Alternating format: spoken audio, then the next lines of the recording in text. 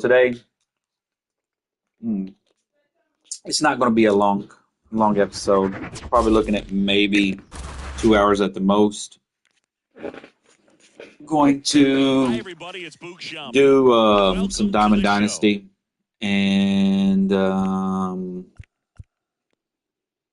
lead into some Road to the Show. Figured I'd touch on some more Road to the Show. When it comes to programs, we've knocked out all the programs. Everything's done program wise. When it comes to Showdown, we completed both of those. If you watched a couple episodes back, both of those are complete. So we're in the process of grinding Team Affinity, as you can see. It's about an equal, even though I'm not trying to do those two, they're still getting done because I have Braves players and whatnot. So let's did not realize I finished Jackie Robinson one game. Switch it.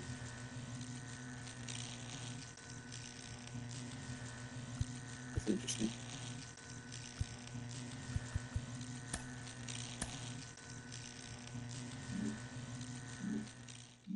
So let's go see what we have to do for the AL West and the NL West. Let me get my little paper out.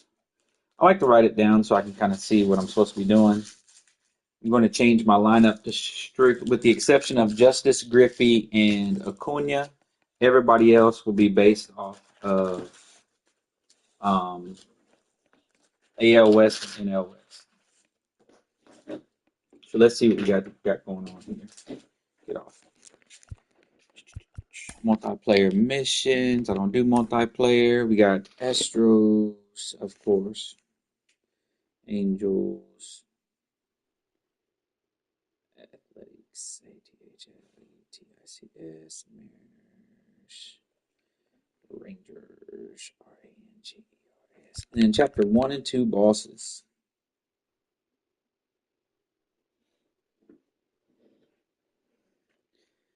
So we'll grind that. Let me put here what I have of each.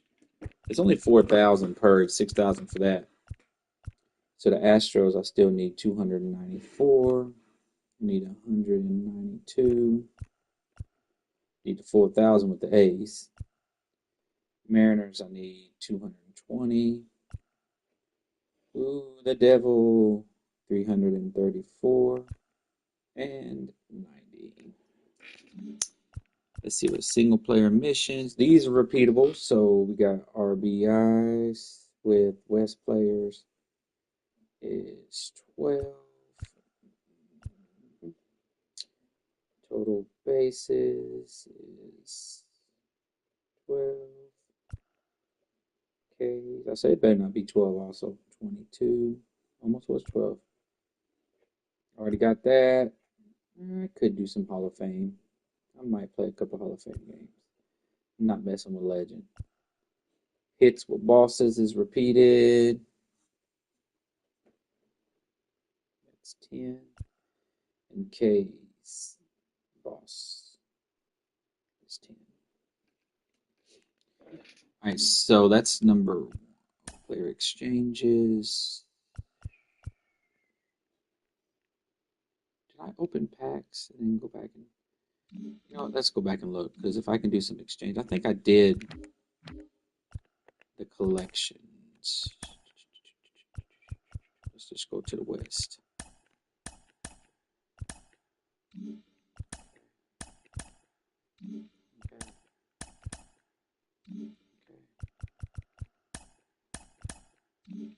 Okay. Okay. Okay, so we'll do the NL West. I think I've none of them, so I think I did all these, so I can actually do more.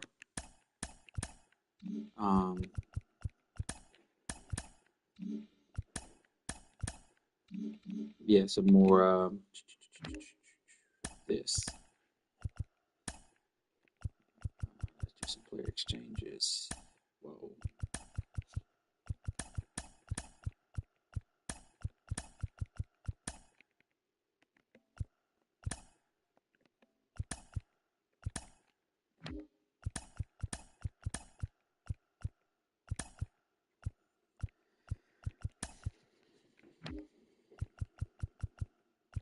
I'm not gonna get nowhere near 5,000. I mean 50,000. That's okay. We're just here to start the build.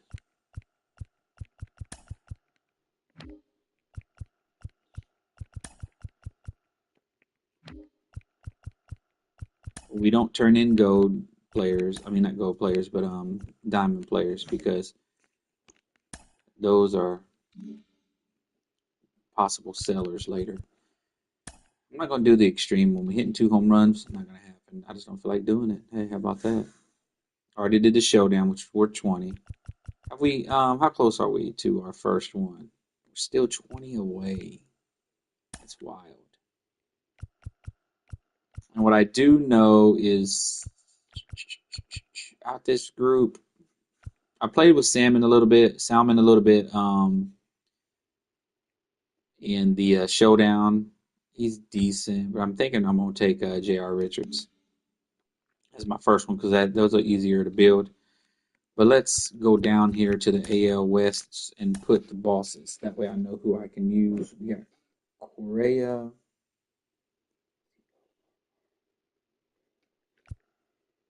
Iglesias,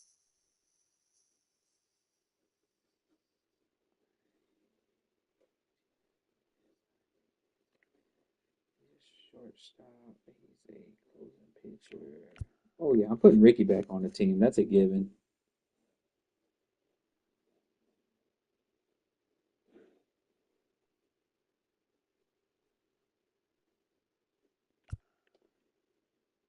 Henniger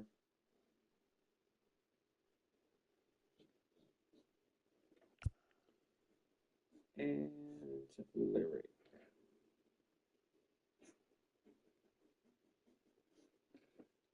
So I know both the pitchers are already on the team. I'm gonna go add Ricky. Ricky! I like Ricky. So let's go over here to the NL West. And we're a little bit further out on it. But we do know the teams. San Francisco, LA Dodgers, Arizona, San Diego, and Colorado. And then tab 1 and 2 boss. So 568, 45. Dodgers are getting theirs. A grand. 2. A grand. And 765. Let's go down here to multiplayer missions, which I won't be doing. Single players, RBIs, 2. Total bases, 7. Let me get done with this and I got you. Ks, 12. Hits, boss, 10. And Ks, boss. All right, guys, I will be. Let me do the player exchange right quick. This will actually move us up, not much, but it'll move us up some. And then after I get done doing this, I'm going to deal with my mutt. She's wanting some attention. She's probably gonna go poop.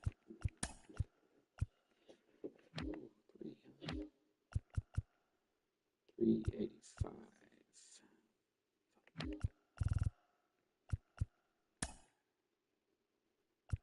194. Boom. Let's go. There's that. Player exchange.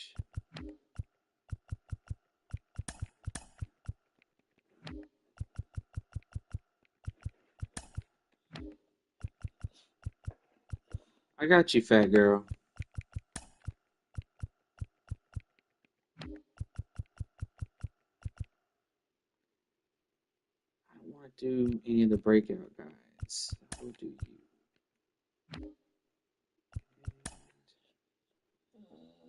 Oh, not doing you. You know what? We'll save it right there. Go back.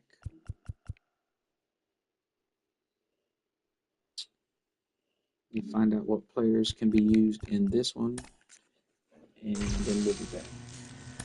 So starting off with Arizona, we have Webb, who's ass.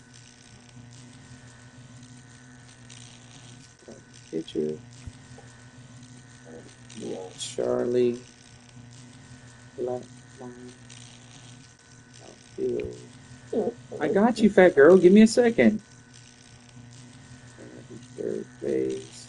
I actually like Gwen. Gwen's a little bit of a stud. He might get put on the team here. I've got to find places for these guys. And then to close it off, you got Crawford. Okay, fat girl. I'm not sure what Crawford is. He's a shortstop. All right, guys. We'll be back after these messages. Okay, that's cool.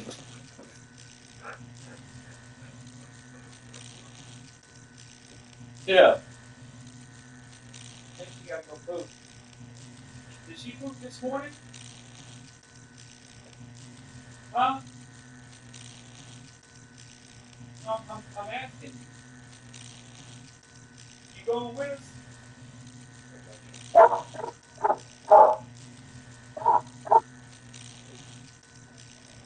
There. Did she poop this morning? She keeps coming up here just crying, but she did just eat too, though.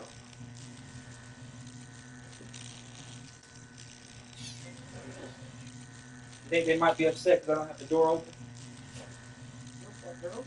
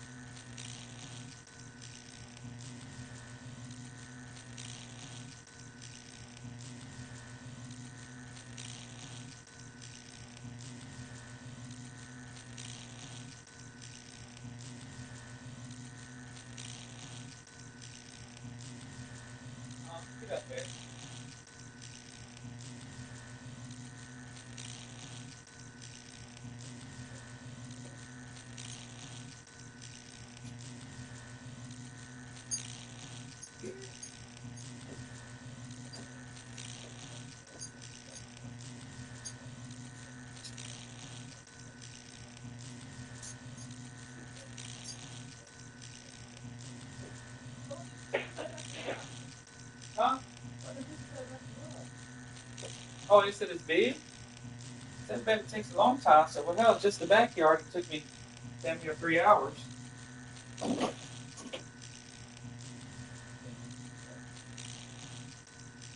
That's why I feel like the front yard's going to take me about 4. But I don't know. We'll figure it out as we get going. I'll probably find different ways to attack it. Oh, but I just have a wife keep smelling my pants. Why do you keep smelling my pants? Go in there with mommy, Harmony. She said, okay.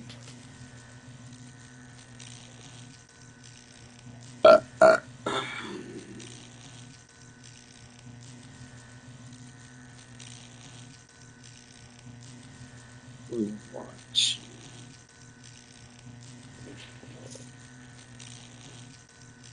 States. The scariest thing that ever happened to me there was also the single most terrifying thing that's ever happened to me in my life. It happened on a particularly quiet night, and I was still kind of hungover from going out drinking the night before, so I wasn't even paying attention when the guy walked into the store. I heard the door sliding open.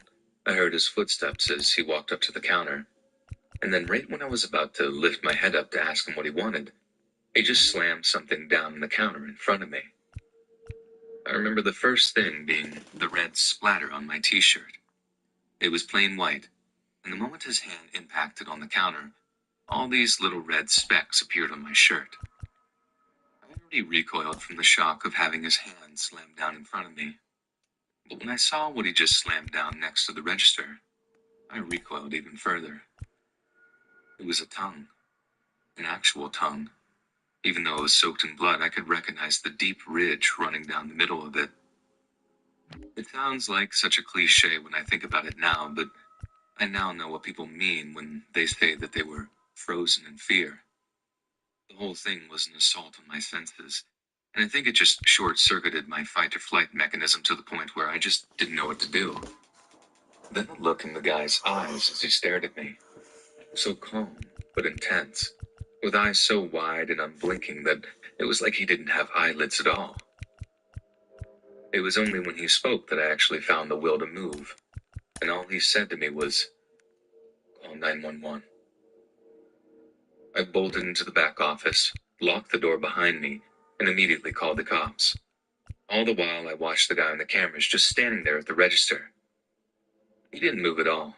He just seemed to be looking down and staring at the mess he left on the counter. And given the gruesome nature of my emergency, there was a police patrol car and 2 cops pulling up outside in just a matter of minutes.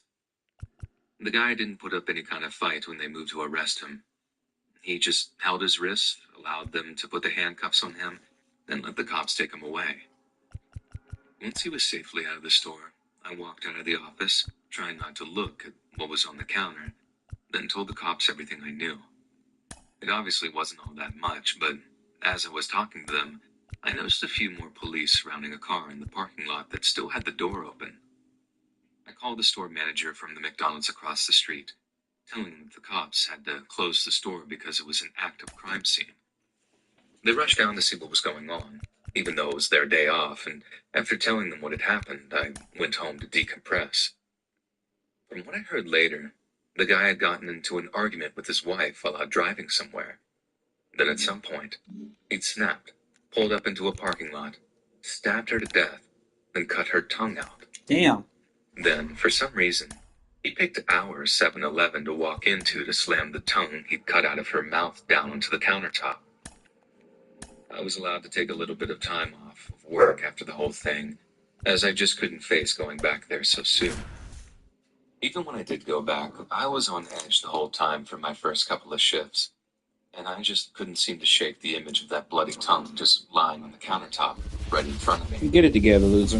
The thing I just can't seem to shake is that it wasn't enough for the guy to actually stab and kill his own wife. He had to reach into her mouth afterwards and cut her tongue out. Completely insane with fury does a person have to be to do that? Like, what could possibly possess someone to do something so horrifying to their own spouse? The guy didn't look like a monster either. He didn't look evil or deranged. All that gave his mental state away was that crazy look in his eyes, the one that had me frozen in fear. It just haunts me that seemingly normal people are capable of things like that. Swing and a ground ball out to short. Throws to first. Out on a bang-bang play. Now it's the DH, David I worked at a Justice. 7-Eleven part-time in between classes. Earlier this year, we got a little rush of customers in the early afternoon one time. I served two guys for coffee, and sitting at the back of the line, there's this kid, no older than maybe 11 or 12, just waiting there patiently with a backpack in his hand. I actually thought that he looked kind of cute, like a little gentleman out doing some grocery shopping for his mom or something. Gets to the front of the line and I ask him, "What can I help you with, sir?" In a kind of jokey, playful way. Without a hint of emotion on his face, he just reaches into his backpack, pulls out a gun, and says, "Give me all the money." And he pointed it at me. I wasn't sure if it was real or not, because where the hell would a 12-year-old kid get their hands on a loaded gun like that?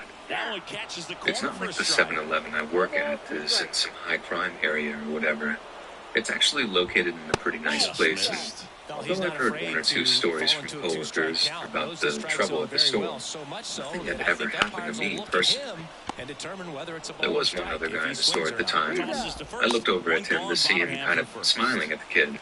Smiling and frowning, like he was amused but disapproved of the kid playing some dumb childish prank. I don't know guns, but I figured this guy did, so I tried calling this kid's bluff and asked him something like, "You shouldn't point toys like that, sweetie. The cops might think it's real." The kid responds by cocking the gun, and it has this real metallic sound that sends this kind of shock of fear running through me. I didn't know of any toy guns that made such a realistic sound, and as if to illustrate that he wasn't joking around, the kid pulled the gun in the air and actually fired a shot that went right over my head. After my ears got done ringing, and I came to, I heard, "Give me all the money," in the same monotone, emotionless way, and I didn't hesitate to doing what he asked. I put as much cash as I could onto the countertop, then watched him fill his backpack with it before he just walked out of the store. I think the thing that scared me so much about it was that the kid just didn't seem to realize the gravity of the situation.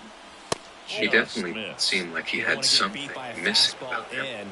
Like he didn't understand that he could have actually killed someone over whatever dumb thing he wanted to buy with that money, be it video games or candy or whatever it was. At least a grown-up armed robber understands that the gun is just a means of getting what he wanted, and it's not a good idea to fire it or whatever, just in case they accidentally shoot someone in the face. I get the feeling that even if I'd even tried to resist or tell the kid no, he'd have just shot me, because it's what he assumed he should do. It's almost surreal to me. Now, the closest I've ever come to death is at the hands of a child. Someone who should have been so innocent and carefree and full of love, but instead just felt And that's the first out. Nice recovery after giving up the homer. And that'll bring up Brandon Crawford. Deep drive down the line. Foul ball. We're going back almost 10 years ago now. But one morning I dropped my son off at school and I drove over to a nearby 7-Eleven with my infant daughter. It was pretty early in the morning, so there were only one or two other customers. And one of them was this older-looking guy with a walker who was slowly making his way around the store. I didn't pay him too much attention other than feeling kind of sorry for him. Then I picked up the few items I needed and headed out to my car. Right as I'm putting my daughter in her car seat, I hear a voice behind me. I turn, and it's the old man with the walker. Only there's something weirdly different about him than when I saw him in the 7-Eleven. He was walking upright, not leaning on the walker, and his voice sounded much younger than you would have expected from just looking at him. I remember all he said was, "Cute kid." Then as I turned around, I only got the slightest look at the guy and his brand new posture before he slammed the walker into the back of my legs. The force made my knees buckle, and I almost fell right on top of my young daughter. I'm not exactly the tallest woman in the world, so the height reduction from my knees buckling had me falling forward into my open corridor, and I had really tried not to crush her as I fell. I honestly thought that he was trying to get me, which was bad enough. But when he grabbed me by the hair and started to drag me up and off of my daughter, I realized he was trying to get to her instead. I honestly didn't think that I could get any more terrified, but the realization that he was actually trying to take my infant daughter away from me was just too much to bear. I remember letting out the loudest, most ear-splitting scream I've ever let out in my life, begging him not to take my baby. He was so much stronger and faster than he looked, and I guess that was all part of his fiendish scheme to have everyone let their guards down around him. It honestly seems like divine intervention now that I look back at it. But someone was just pulling into the small parking lot just as he almost had a hand on my daughter. And seeing the struggle had them instinctively honking their horn over and over in a bid to break it up. I think they figured it was just an incident of spousal abuse or something, because they were just honking and didn't get out of their car until I screamed over and over again, "He's trying to take my baby." The minute they heard that, they came bursting out of their driver's side door. But then the guy sprinted past the passenger side and out towards the main highway. The second he did, another car comes speeding up and stops by him, which I first thought might have been another person coming to tackle him or something.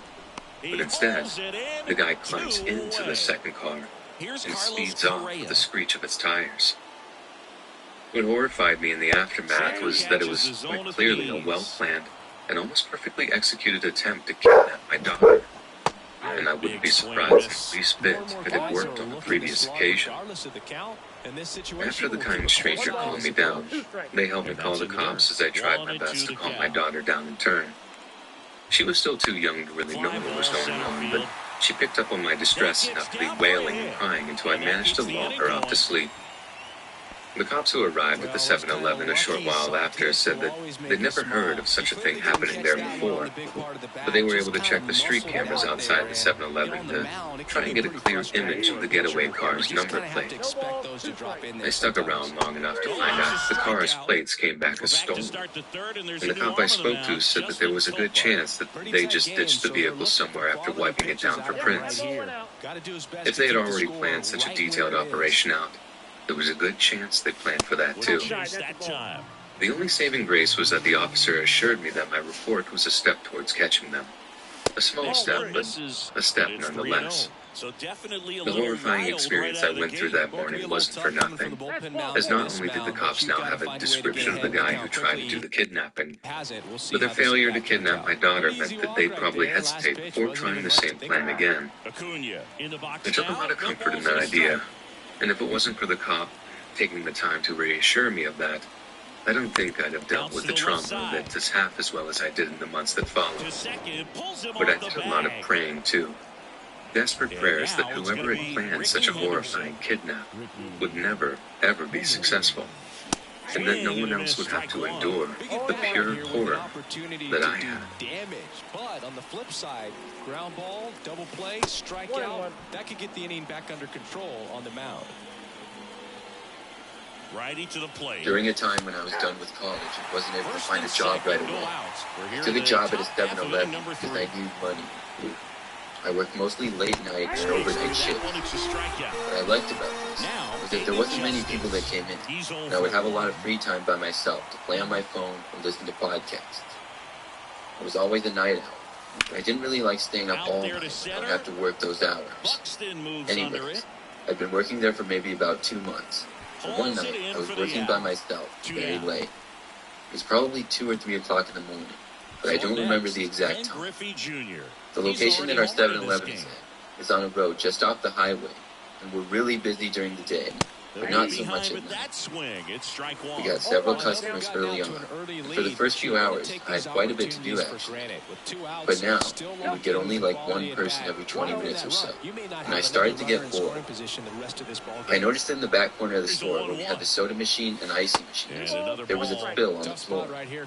Seeing as though we didn't have any customers, I decided to go over and mop it up. I left the counter, walked over to the back near the bathroom where we kept the mop, then over to the corner where the spill was. I saw the spill. Looked like Coca-Cola. Thankfully, the floor hadn't gotten all gross and sticky yet, and the mop was working well. As I was mopping, I suddenly heard the sound of the front door opening. Somebody walked inside. Realizing I wasn't at my counter, I rested the mop against the wall and looked over to see who had entered our store.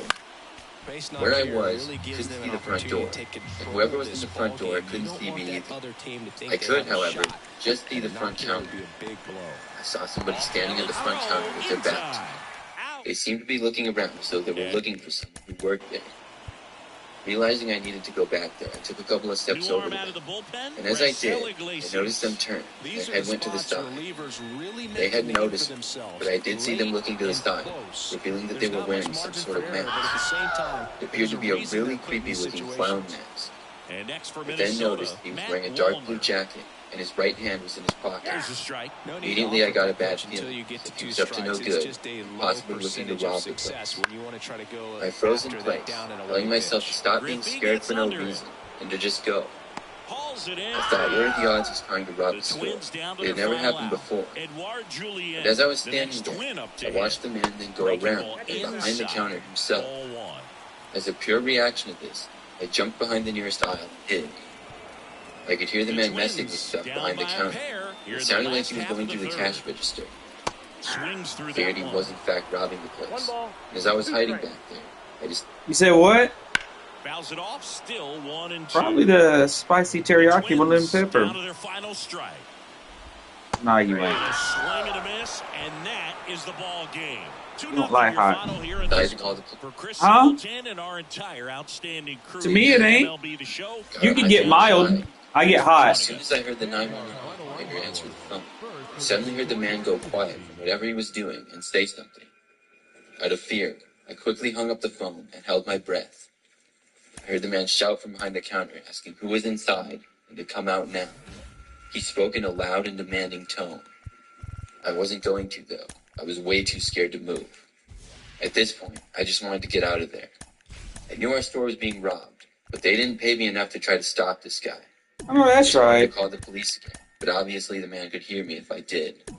I heard his footsteps moving out from behind the counter and get a little bit closer to me. But then they stopped, and I didn't hear anything. I was not moving a muscle. I was being as quiet as I possibly could be. Then, I heard the door to the building open and shut. I guessed that the guy was leaving, because I didn't hear anything else for about a minute after that. Finally, I got up and slowly took a few steps out. I still heard nothing. I knew this had to mean that the guy was gone. What? It's always late, especially on their work days. All right, ready to go here. Here's Ronald Acuna Jr. at the plate. Nah, it'd probably be like around 8 or 9. And a foul ball.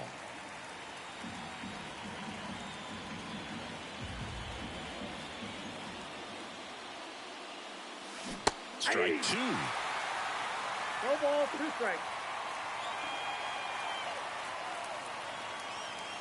Ball 1 there. It's a good take. Right-hander kicks, deals. That one way outside, and the count's even at 2. There goes down. Stupid fuck. I walked over to the counter to examine what exactly the man had done, and how much he had took. When I got there, though, I passed by the front of the counter where I could see clearly outside. I saw that the man was standing right in front of the door, looking inside, with his creepy clown mask still on. I jumped back when I saw this, and the man started to walk inside. I ran back towards the end of the store where I had hid before. I heard the man come in and shout at me to come out and stop hiding like a baby. His footsteps were fast approaching mine, and I knew I probably wouldn't be able to hide from him this time. I was ducking down and quietly moving through aisles to try to hide from the man. This continued for probably a minute, and I knew I couldn't keep this up for much longer. I could hear where the man was, but suddenly, I heard the man yell a curse word, and then run back to the front, and leave the building again. I was confused, but this time decided to stay hiding. With curiosity, I took a quick peek outside. This time, I saw a police car in the parking lot, and it turned its flashing lights on as I saw another car starting to drive away. I stayed hidden until I saw the police stopping the man, and I knew it was safe. I guess my call to the police had gone through, even though I hadn't been able to speak with them. Luckily, the man was calm, and after this night, I decided I didn't want to work over it again. I still worked there for another few months, even working late shifts, but didn't have to work by myself again. The resume speaks for itself. One of the best pitchers of his or any generation. Swing and he breaks his bat. And at the time I was 12, I had just gotten my first Facebook account, and I had my friends and family friends on there. My mom and I had just finished shopping at our local Walmart, and we were headed to our car. This time, which was unusual, we parked near the back of the parking lot. As we left the building, glanced over to the side, I saw a particularly tan, skinny guy. He was wearing one of those neon green Nike shirts with black pants. His hair was messed up and shiny, and he was smoking a cigarette. We finally made it to our car and started unloading. Side note, my mom is very religious. She always wants to see the sunny side of situations, and that nobody can be that dangerous. We started loading our car with groceries when the man was suddenly behind us. He was especially close to my mom's purse. Maybe he's just a druggie wanting money. He grabs some groceries and starts handing them to us. He then says, "Oh, I'm just here to help, you know." Which was weird because he wasn't even wearing anything that said he was an employee. After he helps with the groceries, he's now right behind me, extremely close. My mom said something to me which mentioned my name, and the man goes, "Jordan? That's a very pretty name. Here you go, Jordan." He hands me a half-eaten candy bar. I take it, after shooting my mom a glance with the heck kind of look. She doesn't see a problem. "Where are you two ladies headed?" he asks. My mom replies, but I didn't want to hear what she said. But I got in the car and immediately threw the candy away. I told her that was weird and uncomfortable, and she pretty much blows me off, just saying he was being nice. Something didn't feel right though. It gave me chills in my core. We made it home, which I immediately noticed a beat-up truck slowing around the corner of the street and slowly going by. We went on with our day, and it was about 3 to 4 days later that I did receive a message on Facebook from an account with a male profile picture. I was new to Facebook, and I wasn't sure how to set it up or how to manage who could message me. It didn't look like the guy, but the message was implied that it was. "Hi, Jordan. This is Mike from Walmart." And first offering is I very obviously didn't respond because I knew it was creepy enough. My mistake was not telling my parents. See, my parents have sheltered me from the internet for my whole life. If they found out I was ever in danger online, they'd take away my electronics, and I'd have to go back to having all of my devices monitored with no freedom. So I didn't reply. An hour or two goes by, and I start receiving calls, more calls, and even more calls. I had to silence my Facebook notifications. It all started at, "Why are you ignoring me?" to, "I'm going to kill you," until he finally stopped. It was scary, and I assumed people online threatened anything they could. Fast forward a month or so, and I then get an email. "Hi, Jordan. It's me, Mike again. How are you?" I don't reply. It goes on again for another week, email after email. Each Taylor. one got a little meaner. And the inning is over. The last email I remember was the Back worst. here It in was LA, basically we him head to the bottom of confessing the his love for second. me, The batter will be the telling me how shortstop, beautiful he Mookie thought I Betts. was, and how I wasn't weird, and that he loved me. Well, after scoring runs, this As the email continued, it got more and more disgusting and graphic. is where you're looking for that The end shutdown telling inning, me how get he that wants to hot sexually team back assault in there me to swing and the bat. slice my throat. I was there's terrified ball. and also Well, you always disgusted. have to be careful in these I spots didn't tell because my mom, Mookie is which I lethal in really the wish leadoff I spot. did. He has the most multi-home Still run so games mad out of with the leadoff myself that I spot in didn't speak baseball about it. history. I'd always thought I could be different from all the other girls if I was ever put into a Out to situation short. like that. I told myself I Fires to wouldn't first ever on the let run. anyone silence me. Leadoff man retired But I here in was the really second. scared I'd be in The trouble. batter now will be I Will recorded and Smith. deleted all of the emails and the pictures of them from my phone, Swinging a foul which I was straight really back.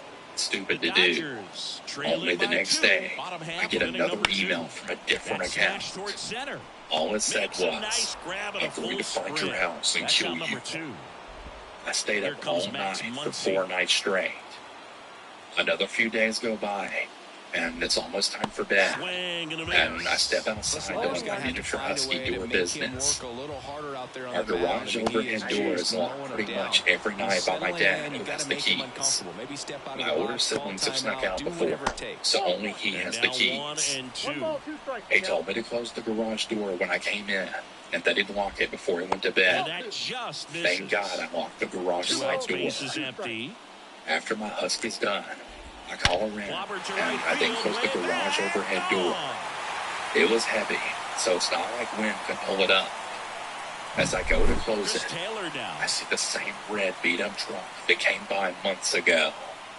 I can still remember waking up to a banging noise on one of the downstairs Two down, nobody doors. on.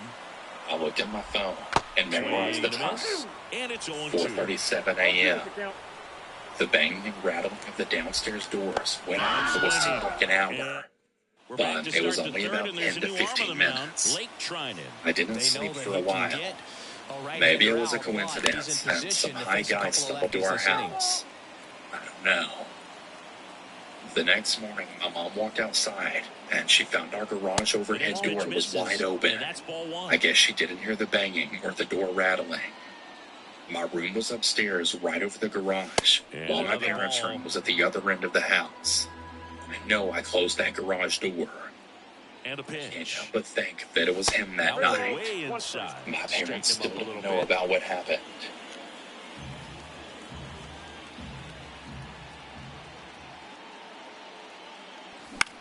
Lifted in I the spent air, my right days as a field. humble worker Moving at on to this 7-Eleven. one. More specifically, I was the store manager Makes and the franchise catch for the owner. out. I was no And software there's one engineer or down. doctor, and while my And now the family did have their DH, opinions David on what I did for a Justice. living, my job paid rather well. I was a very different That man one in my out to past, right. but deciding to go the route of franchising a store was Hits a it more away for the hands-on out. career path that mostly kept me in check. Maybe caught that one off the It edge was just a a little low bit. stress Couldn't but quite high barrel labor it up job, enough to really and drive that was it. honestly perfect for Two me. outs, base is The empty. job was almost Digging in, therapeutic Ken to me. Griffey Jr. It gave me something to take Swings care and of, chases the something to 1-1 look there. forward to every day. Of course, I couldn't do this alone. Working with me in my Say daytime when. shifts were workers Two down, Wally and nobody Adam. on. We're here in the Wally and top Adam half were of inning number They 3. were working there to pay off their college tuition. We all considered ourselves like Inside, a family almost to each got other. him. Wally, Adam, and I grew super close to each other in our time working there. They were like the kids I never had, and this naturally made me And a that's little protective downstairs and over them. outside. We would always encounter weird or upset customers, and it was usually me who had to stand up for them. I didn't want anything to happen to them. Not They were close so with young. that one. Nothing And a bad full had happened to count now. Wally or Adam yet, and I was grateful for that. But one early morning, Up that the changed. middle. It was a Tuesday morning. Over I to was sitting first. in center And that'll do around it. 9 a.m. The sun was out, and things seemed to be going normal. This time of day was always peaceful. So the There was closer usually summoned never from any the problems. bullpen, Raisel Eventually, a Iglesias. blue sedan pulled He's into the the guy they parking hope lot. to turn to. Inside of the after car making was a a rather lockdown average-looking win. So middle-aged this game man. has gone to plan He stepped more out of or the car less. and started Let's see filling if it he with can wrap it gas. up here. While the pump was going, he then proceeded to the front of the store. Always As for feels their amazing training, getting a job Wally and done Adam when greeted the team him. needs you to The come man just through. It's nodded bigger and than started your walking own around the individual aisles. stats. Just He one of then those looped back around the always store, hits through the approached infield. Wally, Just and kinda started rolled over flirting on with it a her. little bit, but Wally was sometimes visibly those can find a uncomfortable, hole and get you and in while I trouble. wanted to go to the back Pitch of the misses, store and do and my the count is inventory 1 and logging, 2. I If you're a couldn't base do runner, this. you've got to Not stay with a man dialed hitting in here. Wally Look like for that. anything in Adam, the however, dirt. told me Try that he your could best handle to the get man in if he scoring started position. acting any weirder. And Righty naturally, I delivers. trusted him. I reluctantly stepped in the back room and started counting down and locking all the items that were there. While I was doing this, however, I kept looking back towards the man to see what he was doing. It seemed like the man was looking back at me as well. This was odd for a number of reasons. Customers weren't supposed to be this close to the back of the store, and he kept awkwardly peering in through the utility room. To make things worse, every time I looked back, the man started to try and act busy. It was like he was trying to pass time or look natural for some reason. I stepped out of the room and asked the man if I could help him. He seemed to awkwardly and rudely shut me off and keep pacing around the store, pretending like he was looking for something. For some reason, I decided to ignore all these red flags and continue my work in the back. Eventually, while Molly was passing by the back room, she whispered to me that the man was making her very uncomfortable. I told her that once I finished with the shelf I was working on, I would quickly go outside and help her. I essentially told her to hang in there and wait behind Adam. It was super confusing what the man even wanted. He seemed to have stopped flirting with Molly completely and was instead focused on trying to peer through the back door for some reason. As annoying as this was, I just wanted to get through my work. I had one last crate of granola bars to log down, and I didn't want this weird man to stop that. But that's when I heard a commotion coming from the main room. "Excuse me, sir, you're not allowed to be back there. What are you trying to pull off?" "Call the police, Adam," I heard Molly exclaim right after that. I quickly ran out of the storage room to see what was happening, and saw the commotion. The man in the blue car was trying to pull something off. I saw Molly in shock and fear in the corner, and Adam with his fists up standing right in front of her. "Hey, what do you think you're doing?" I asked the man. Whoa, what kind of place is this? What's even back there? What are you guys hiding?" "Get out of here. The sign clearly says employees only." "You expect me to just sit here and let you get away with this? No way in hell." We were all in complete shock. Adam tried to calm the man down, however. "Sir, we don't need to get violent, okay? You can just calm down and we don't have to— I don't want to hear another word from you psychos." The man snapped back at Adam. Molly started to cry. She was ready to dart out the store. The man then started reaching for his pocket. We had no idea what he was going to pull out. I tackled the man in the back of the shop and screamed at Adam and Molly to just head away and call the police. A few more minutes of us wrestling in the utility room occurred. I managed to headlock the man, but he just kept hitting me off. After a few more minutes of us wrestling and fighting in the back, the cops eventually got there. But sadly, they couldn't find him at the scene. We got the man's face on security camera, and his car was still in the box. We had both his face and his license plate on camera. Despite all this, the police just left. They couldn't find any sign of him, and they assumed that he just ran out through one of the other back doors. As the cops left, I made sure to dump the man's body right next to the first.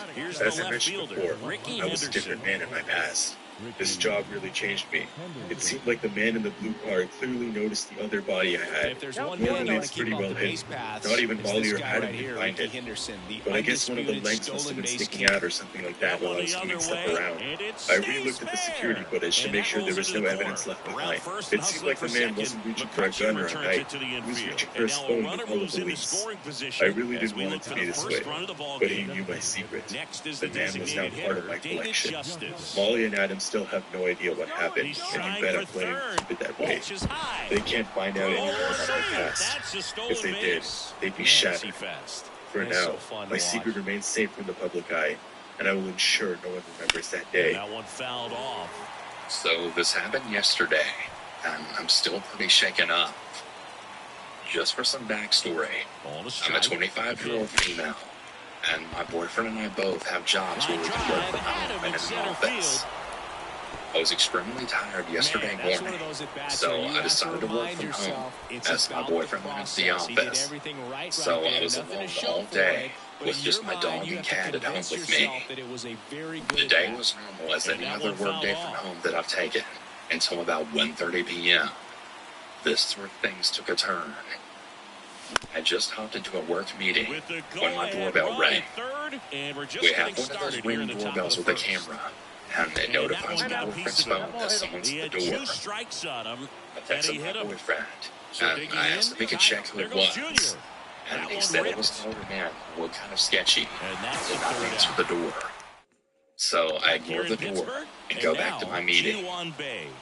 20 minutes later, I'm done with my meeting, and I decided to check my phone. I always keep my phone on Do Not Disturb while I'm working. And as soon as I checked it, I noticed all of the calls and texts that I'd missed from my boyfriend. Panicked, I immediately called him back, and he frantically asked me why I haven't been answering. I told him I was in a work meeting, and he tells me to look out the window, as the man hasn't left our property yet. I very quietly walk over to the front windows of our house and peek out. And sure enough, the man's in our driveway. He had parked his old beat-up truck next to our car in our driveway, and he was looking back and forth very sketchily. He had on dirty jeans and a dirty gray tank top.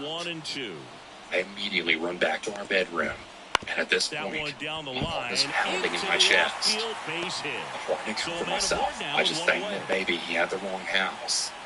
But no, the man began looking through our windows, trying to see inside, and he proceeded to try and open our back gate, which was locked. As I mentioned earlier, I have a large dog, and at this point, the dog was began growling at the front door.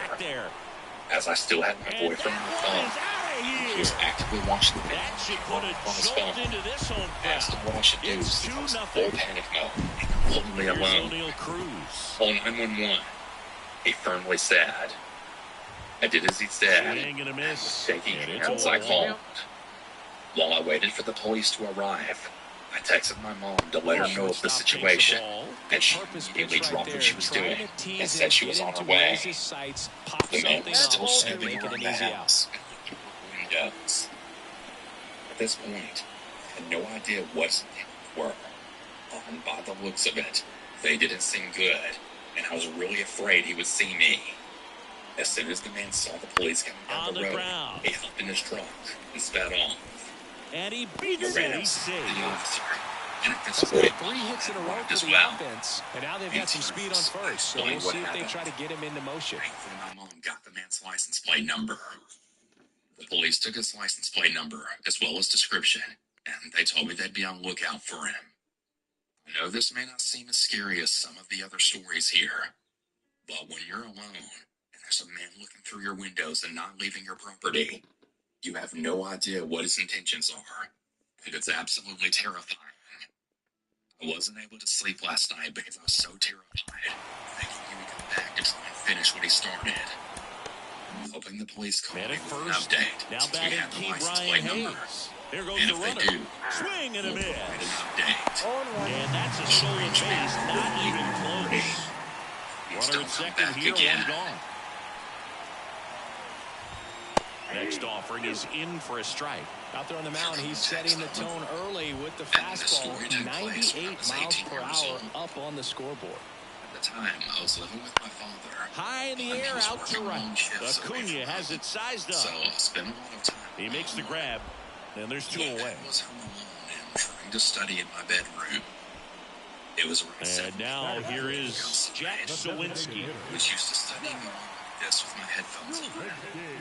My bedroom was at the back of the house, facing the garden, which has a gate at the back leading Sliced to a hard, but large foul. field. It wasn't unusual to get distracted by the That's occasional in there. noise at night. That is strike because two. the fields were Well, I know really they've gotten out to close an to early all lead, workers. but you don't want to take This these time, though, opportunities for granted. it was 2 different. outs, still lock in with a quality at bat, drive in that run. You may not have another runner in scoring position the rest of this ballgame. Got him I'm swinging. expecting to see a person and their dog. All set for the start of the inning. There's the shortstop at the plate. Brandon That's what I Crawford. was doing. Assuming it The was wind of the walking, pitch. could accidentally hit my window. Ball 1, no strikes. The next night, Priester, it's again. a 6'3" righty, 210 pounds, Specifically a with former no first-round pick right. back in 2019. Well, it looks like he's wanting to work the upper part of the strike zone. What does that mean? Top hand better be working for the hitters. Adjust that side a little bit. Give yourself a chance to hit. Spent longer looking out the window this time and to figure out the source of the Well, after putting up a nice inning on offense, got some runs across, this is where you look for the starter to go out there, have a shutdown inning. Don't give that other team any hope. We just hope that he can get through this inning, get the bats back up there while they're hot. really fast. He didn't know what to do. And first offering Quickly is texted fouled my off. dad, saying that someone was in my garden. He told me to make sure that all of the doors And were a locked, base hit. that he'd be So home they as get a soon man as he aboard could. with a one-out single. Snuck down the stairs as quietly Nice as job possible. of driving that pitch the other way on a line. You don't hit there. Colin Holderman into Checked the game. front door, and thank Turner God it was climbs in locked. on that right side. Grabbed the back door facing the garden and Just as I was about to And kick it's cut on and missed. That's we're strike going one. down. Now this team is definitely Trying to open the door. looking for a big Thankfully, swing of the that bat door was right locked, here. too. Try to close that But gap. they did But, try you know, a at the few very times least, to if you open can it. find a way to manufacture that run from first, it feels like it's really important getting back into this ballgame. Heard them trying to pull up the kitchen window as well. And they had no luck. Swings and misses, struck him out. Had him out front for strike three. Here's some real power at the plate. Willie McCovey. And the They first seemed pitch to be getting misses for ball frustrated one. now, and then started banging at the window, like they wanted to force it to break or open. I looked towards the front of the house, and my dad's car still wasn't there, and I was getting worried. Then by some miracle, I heard my neighbor's back door open, and they're all still Inside, barking just loudly. missed. Boog, he never They must moved have because noticed he the never stranger had time and to. let out their With dogs that to kind scare of them velocity, away. you'd prefer that And pitcher it walk worked. away. On the ground to Send the them left. around again. Fair ball. I've never been so thankful for my neighbor's loud dogs before. Throw stops the And lead now runner I at always second. check the doors 2 are on locked, and 2 even out. more than Showed I some used really nice to. patience in that at bat. Worked himself into a good count. Just found a way to slap that ball down the third baseline. That's really excellent bat control. And it kind of goes back to all those drills you see hitters do.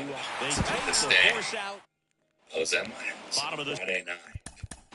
My mother was out of town for the weekend visiting some friends.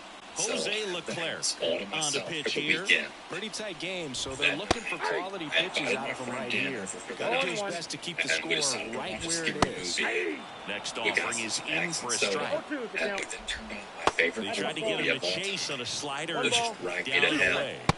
Swing and a miss. Got him to go up the ladder for the K. Extension of the mortgage. Howdy Mentioned Tellez. put on Now in her. the box. Where Comes she's up the breaking empty with a ball. swing 3 there. days.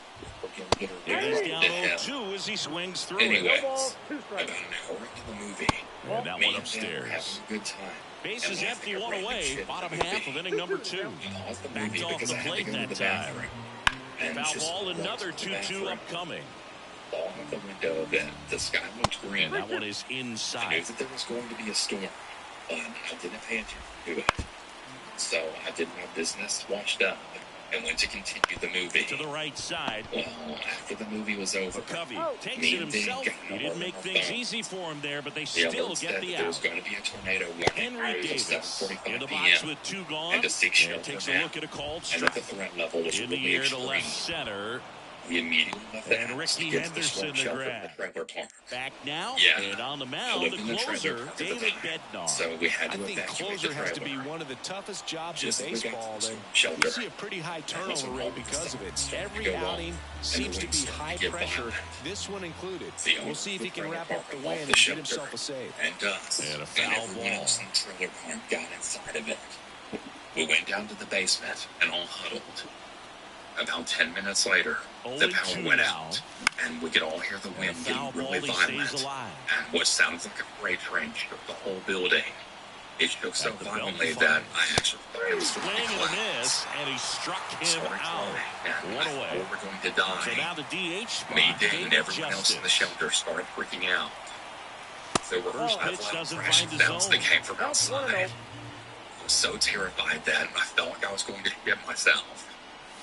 We then heard a loud roar of the tornado's wind from outside through the structure of the building.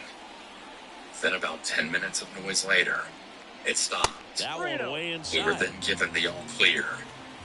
We all left the shelter, and from the damage we all saw, couldn't believe it. To say the And a damage was foul crazy ball. is an understatement. There were a few cars flipped upside down. A couple of trees were uprooted, And that's 3 ball houses four. were I don't think damaged. he really wanted to pitch to 2 him right others were there anyhow. completely leveled, So and men another aboard, house had a car Ken crash Griffey into it. Jr. will hit next. Me and Dan hugged each other tightly while throwing a And he grounds one stairway. back up the That middle. is bullshit. The double play. We were brings probably it doing right this here. for about 2-0 15 the minutes. final here in this one. Then we walked Chris back to Singer. my house. Luckily, All right, guys, we're gonna go ahead all it and had head was to a the little bit of side damage. road to the show. Dan also lived in the trailer park at the time. Dan's mom and sister said when they got back to their house, there was damage to the roof. I invited Dan to spend the night at my house tonight. He agreed since he was still terrified. His mom and sister were cool with it too. I know this isn't the typical story with a creeper, but it was still terrifying, and I will never forget that day.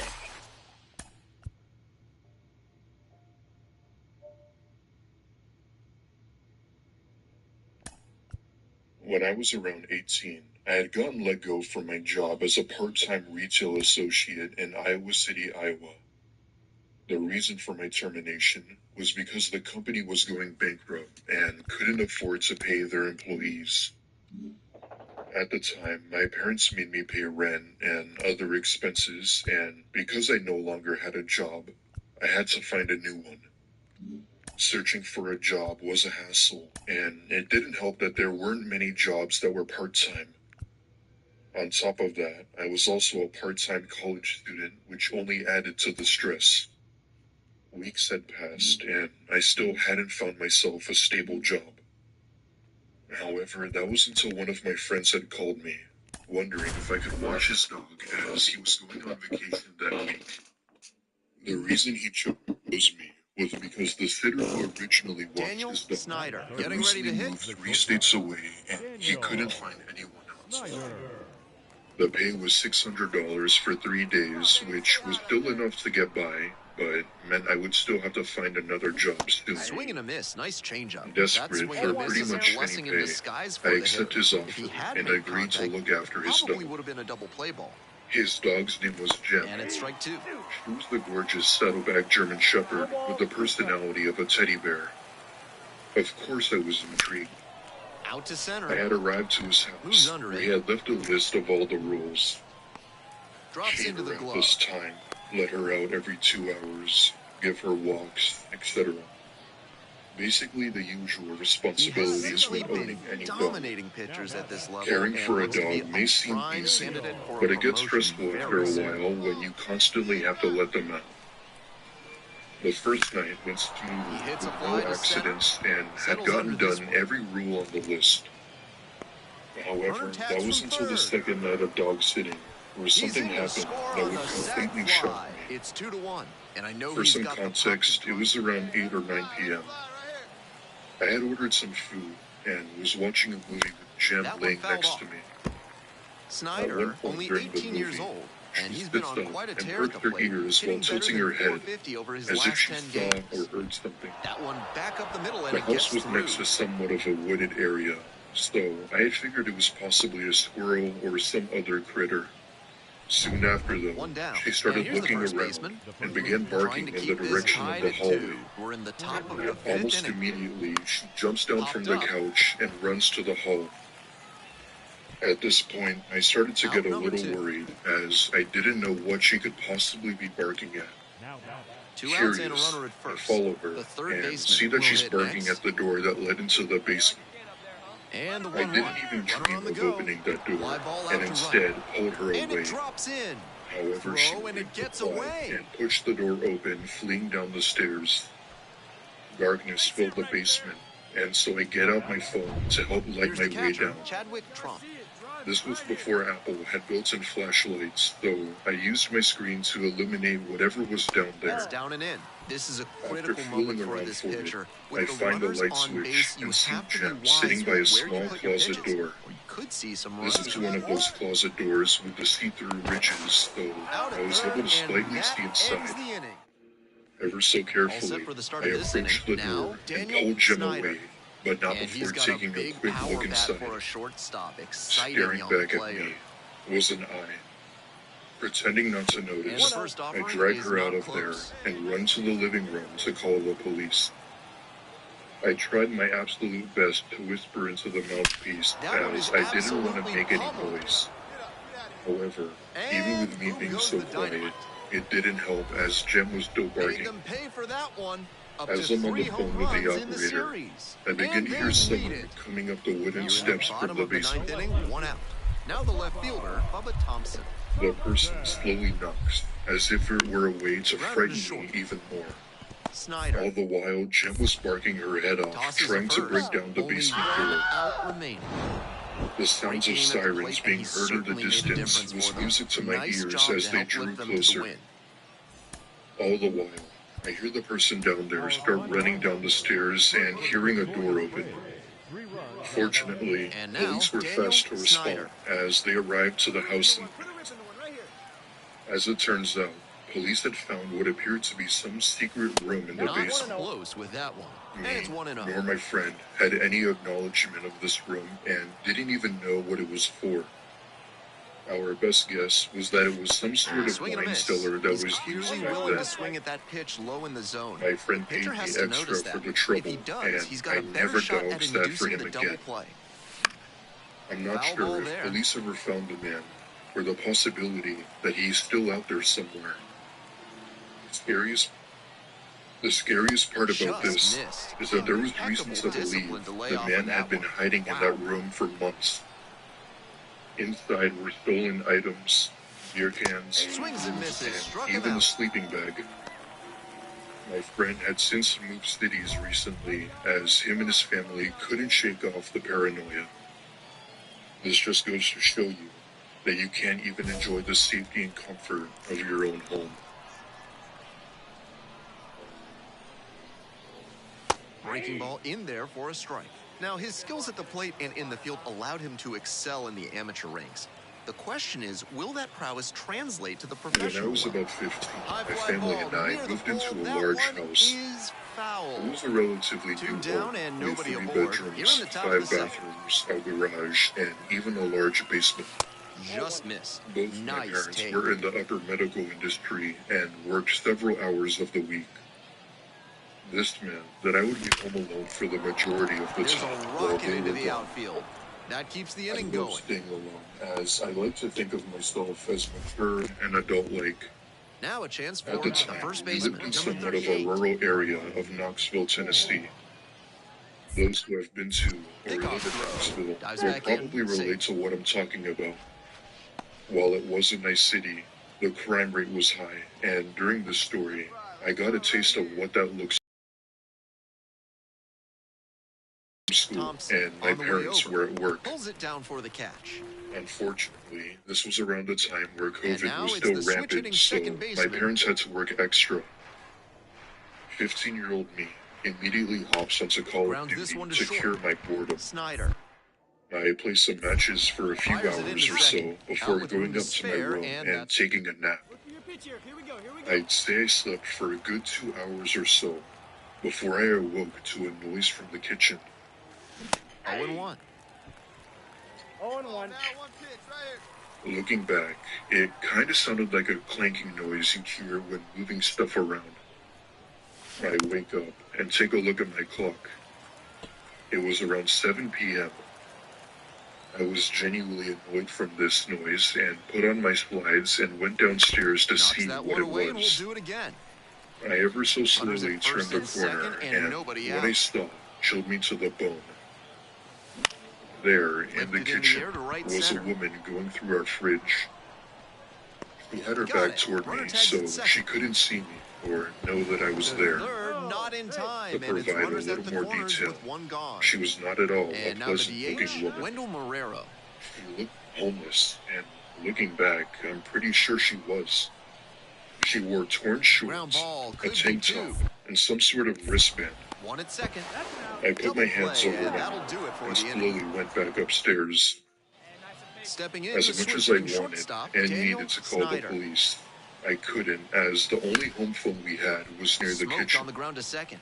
Instead, Gets it I to thought of first. another 2 idea. up, 2 down. My parents were friends the with the left fielder, neighbors from Bubba down the Thompson. road, so I figured I'd go there and call the police. Now, I obviously couldn't have gone through the front Bouncer door, out to short. so I did what Snyder. anyone else would do. I opened my bedroom Plenty of window time to first. and climbed out while gathering up the courage Daniel to fall. Snyder digs in now. When I Switch finally hitter did, batting righty against I the hit the lefty on the ground with mound. only a sprained ankle and made my way over to the neighbors where I explained what happened. They, of course, instantly let me in to use their phone to call That 911. drops in for a strike. In the meantime, they made Runner a at call first, to the one hospital away. my parents worked at. The police ended up coming a lot faster than I thought and entered my house. Within a Base minute, hit, they center came field. out with an old Lead runner's tired around looking second. woman in Throw in to handcuffs. third. Lead runner holds at third, However, so she 2 didn't runners try in to get scoring away position or and just resist one out. arrest. She seemed somewhat neutral The about first it, baseman, as the if she next had to hit. accepted her defeat. As it turns out, my theory was correct after all. 1-2 offering. She was a dangerous homeless This woman one chopped who on the had ground. broken into several homes in the area. Tosses the first. 2 down My as the parents runner had comes come in. home soon after, where they had spoke with the 2 police, outs, where man they at then third. The recommended third we get baseman now at cameras. the plate. And that's exactly what we did. Let's see if he gives him anything to The swing at next here. day, And my ball dad 4, went out missed and down installed a low. high-tech security system And around here's the the house. catcher. Surprisingly enough, the story didn't end there.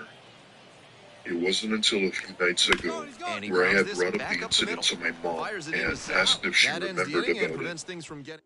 Her eyes went wide with this look of fear and worry. When I asked what the matter was, she sat me down, held my hands, and said she was going to tell me something. 7 runs on 9 hits. No errors. They left 11 runners on base. For the Lookouts, 1 run, 5 hits. No errors. They left 15 runners on base. Time of the ball game, 3 hours and 2 minutes. Thank you for joining us here tonight. And we remind you to please drive home safely.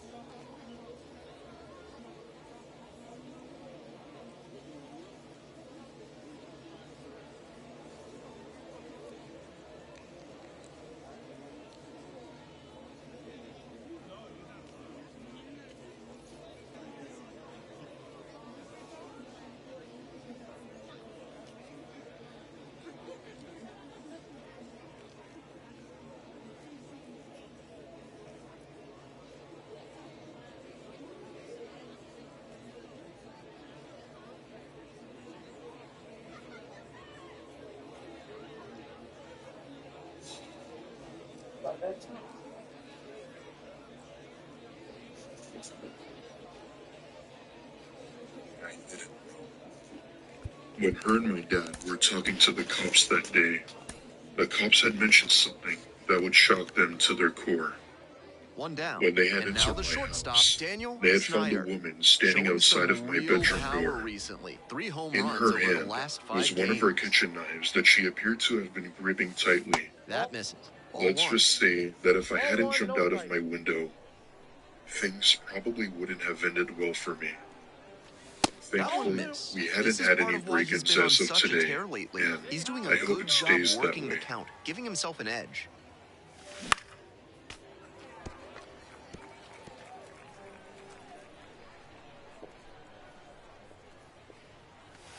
And another ball. 3 balls, 1 strike. For a bit of context, this happened to me about a week ago in the middle of the night. I'm a 1 run in the inning 27-year-old so male far, and and we're live just getting alone going in a here in the top small of the first. one-bedroom house in our rural area of Ball, it Idaho. remains a full count. I was never the type to enjoy cities, nor was I the type to be around a lot of people. I just 3-2 wanted off a the nice, outside edge, quiet and life, that's ball which is 4. why I chose Idaho. The first baseman will hit Just this next. past week, I experienced something while home alone that I just had to write about. There It goes was the around runner. 8 p.m. Hit on the ground to the and right I was at side. home cleaning the Dives, house but it when I kicks heard off my his glove. washing machine Gets to the ring, pitcher letting me covering know the that my bag. And clothes they were done. do get the second out of the inning. My washer and dryer are both 2 out and a located in runner the in scoring basement of my position. home, The third so baseman I went digs in down now. there while turning on the light when I noticed something Man at odd. second with 2 down. Hard grounder One of the into the shrubs outfield that for had a been base done hit. was now Coming around face third. down with Here's the tons of throw to my the tools plate. scattered around. In there, runner scores. It's This 2-0. was strange, as it was pretty sturdy. And next, the cleanup hitter. Why I didn't hear it fall over, I don't know, but I stand it back Runner at up second and with tend 2 to my down. laundry. Up the middle. I take out my Snyder. clothes and put them into the dryer, and the second On to I do, first. the chauffeur That'll behind end me the inning falls after a over lot of... and creates a loud crash. Leading off for I instantly turn around to face the direction of where the shelf had fallen, and there, standing next to it, was a tall, lanky man with a disturbing First grin. offering misses the mark. He wore a white shirt, baggy pants, and just simply looked dead inside. And there's a ball. As if he were extremely tired. I wasn't sure what it was, but something about this man really creeped me out, and not to mention that he kind of looked like Will from Death Note. The minute I laid eyes on him, I let out a, "Who the hell are you?" in a short, scared, angry tone. 0 for 1 so far. He gave no response and just kind of stood there looking at me, First, Snyder staring dives into my back in soul. safely. Figuring he might have been in the possession of drugs, I calmly asked him if he needed help or was lost. Even with my calm approach, he still didn't talk or even And move. safe. That's a stolen base. Not Not knowing close. what to do, I called police and told them my situation. They said they'd send someone over, but that it could take a while due to extreme weather And conditions. it's a blooper to left. After And I it hung up, falls. the man Here's had the still throw. been staring at It's me with his offline and the baggy run eyes doing scores. seemingly nothing. Then, after what felt like an eternity, he simply turned around and walked back up the stairs and out the back door. I, of course, followed him, and he kept walking away from my And now house, making extra disappearing into the bases. night. Coming home. There aren't any houses One or run is other in. forms of civilization for Cut a off, few throw to miles, so third. Hung up I in was a rundown confused as to now. who he was or how he got And they here. tag the runner for the out. He hasn't The been final back damage since, and although it Here's was a the pretty shortstop at creepy the plate. experience, Sammy Stafura. I'm glad he's now gone. On the ground, I right was side. 12 and my older sister and I were home alone Off for the balance weekend. speed. There's one. I was waiting for a On friend the to pick first me up double play. and getting restless. So up next, Daniel Snyder. Thinking it was her, I ran to answer it without checking through the peephole. A man was standing there, with a Pitch clipboard, misses, and he said he ball needed one. to check our gas meter. I was entrenched in the disappointment of my friend still not having arrived yet. This So I just told him, blasted the other yeah, way sure, down the line, whatever you and need it's to a do. foul ball. I didn't notice at the time, but he wasn't dressed as a city official. And that one He had a fouled green and off. purple shirt with bold stripes, kind of like the host of Blue's Clues.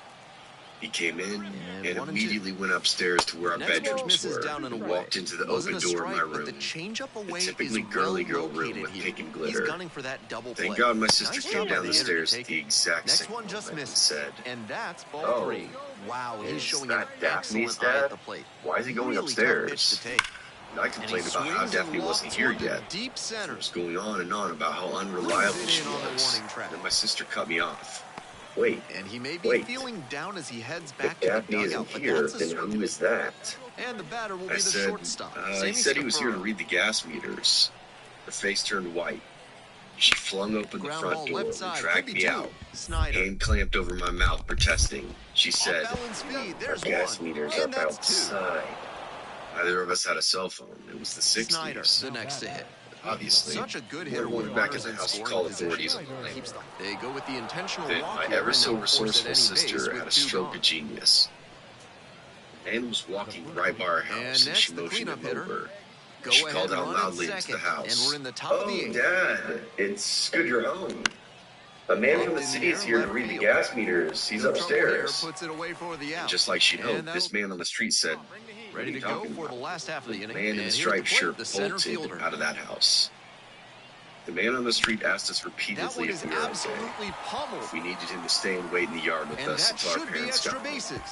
He was very sweet. In We safely were so with a startled that we leadoff barely double, thanked him go-ahead before runs in slamming and scoring locking the position. doors That's the kind along of hit with the the rest of the windows. team will As irate as my sister down was and that I a let runner someone at in the second house, base. she begged me not to Snyder call the now at the authorities. plate. And my he's parents got left her really in good charge, wheels. One of those and she skills you worried really she'd be in can't trouble. teach. These Intentional walk, motherfuckers. here We with catch two any out. They heat set from up a force at carelessly any allowing base some that could random end the guy inning. inside. So I was on the same page. Two outs and runners at 3 first weeks and later, second. the The girl first in our baseman community getting went ready to missing. hit. The same M.O. She was home alone, and the authorities found the door open Swing and no lifted signs to of left forced field. entry. My sister and I discussed our options, but deep down And we that'll knew do we it. had no choice but to come clean. We told the police everything. I don't know if it ever helped, but they did tell us they had reason to believe it was the same man. It also tracked down the man who helped us on the street. It turns out we already knew him. He worked in the butcher shop. We just didn't recognize him. He was lifelong friends with our family after that. Our parents were definitely mortified. They weren't angry with us, just glad we were okay. Though they did review all the rules of caution and didn't let us leave home alone for a while. What's going on here? Hey, Daniel, have a seat. Uh-oh. Somebody getting caught up.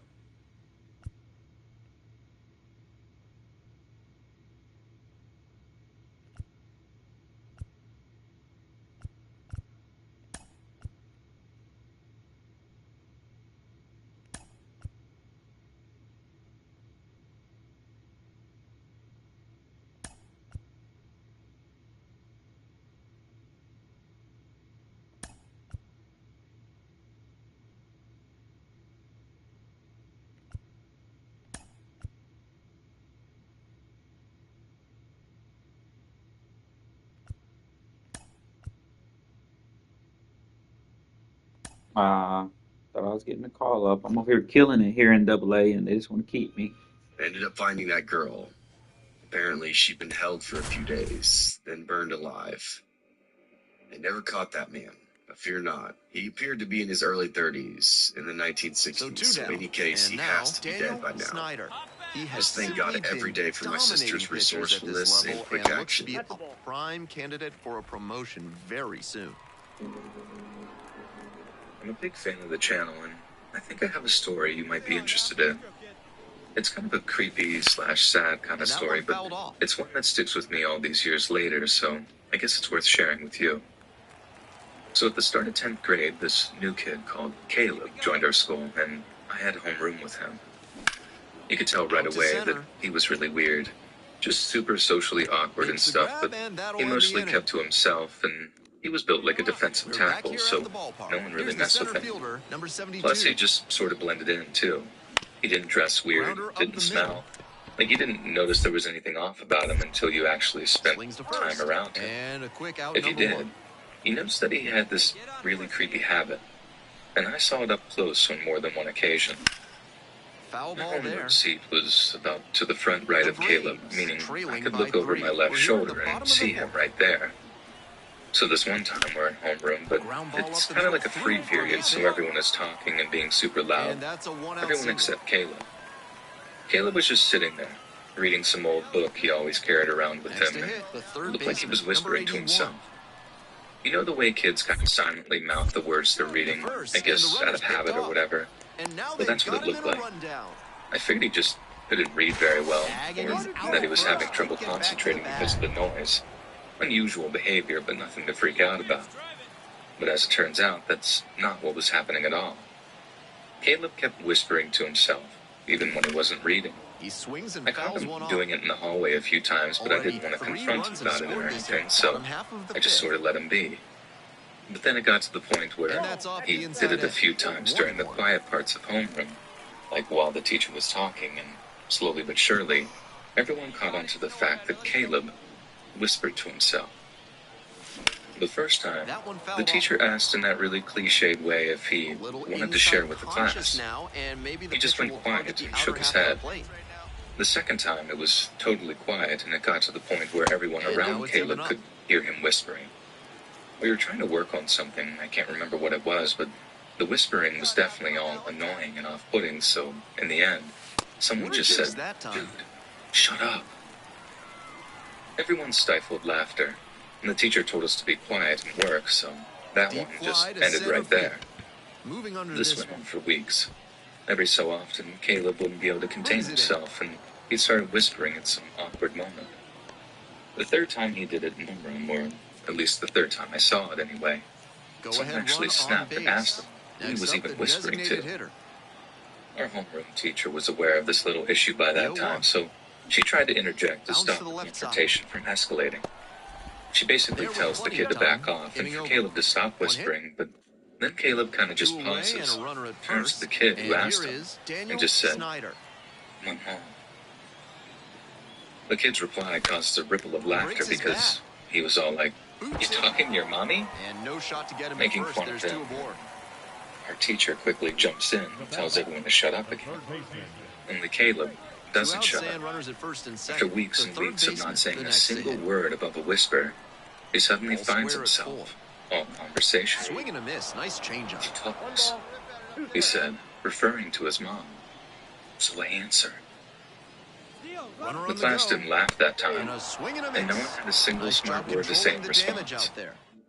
That was on a Friday, and then when we got back to school on Monday, Creepy Caleb was gone.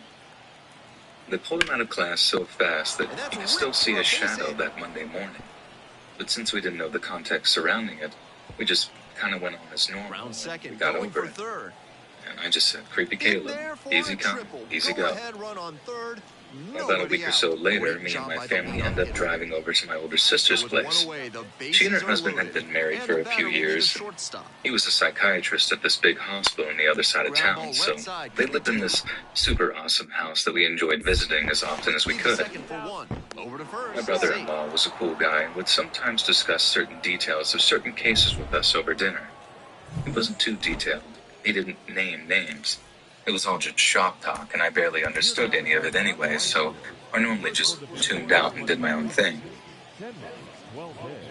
But then, like I said, we're over one Sunday, not long after Creepy Caleb got pulled out of class, and one of the patients he mentions suddenly started sounding very familiar.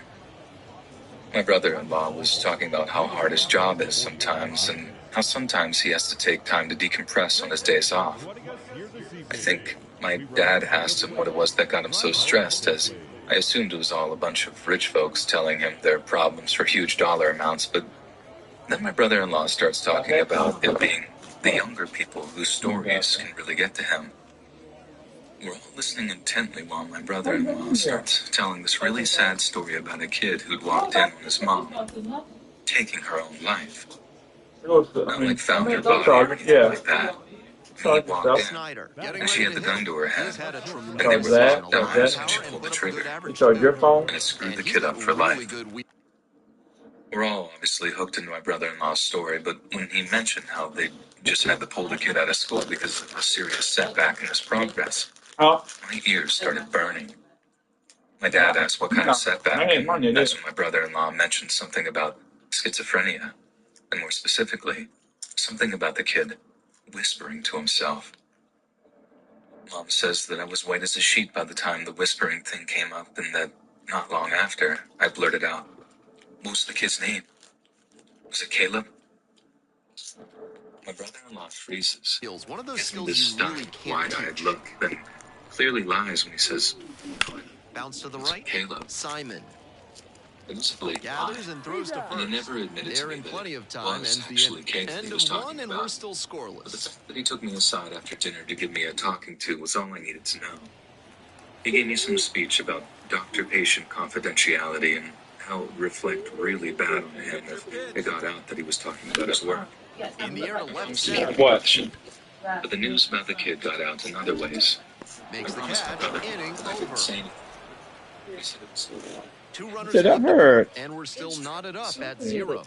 spreads faster than wildfire in towns like ours. The only truth about hate was so bad that facts talked about it after we found out. Now It was just too the shortstop, Daniel Snyder. We'll just get him to check it out whenever we are taking. Oh yeah, the blackness. Oh, everything okay with you? Pitch just misses. Certainly doesn't Oh seem shit! like he's Didn't comfortable realize I was out there this. right now. Comes to 2 Caleb's walks mom. already in this But if that inning. is true, It just doesn't look she right on blew the her own mound. head off right as her middle schooler came through the door. What was she thinking? What system placed her kid back in school when he clearly wasn't ready for it?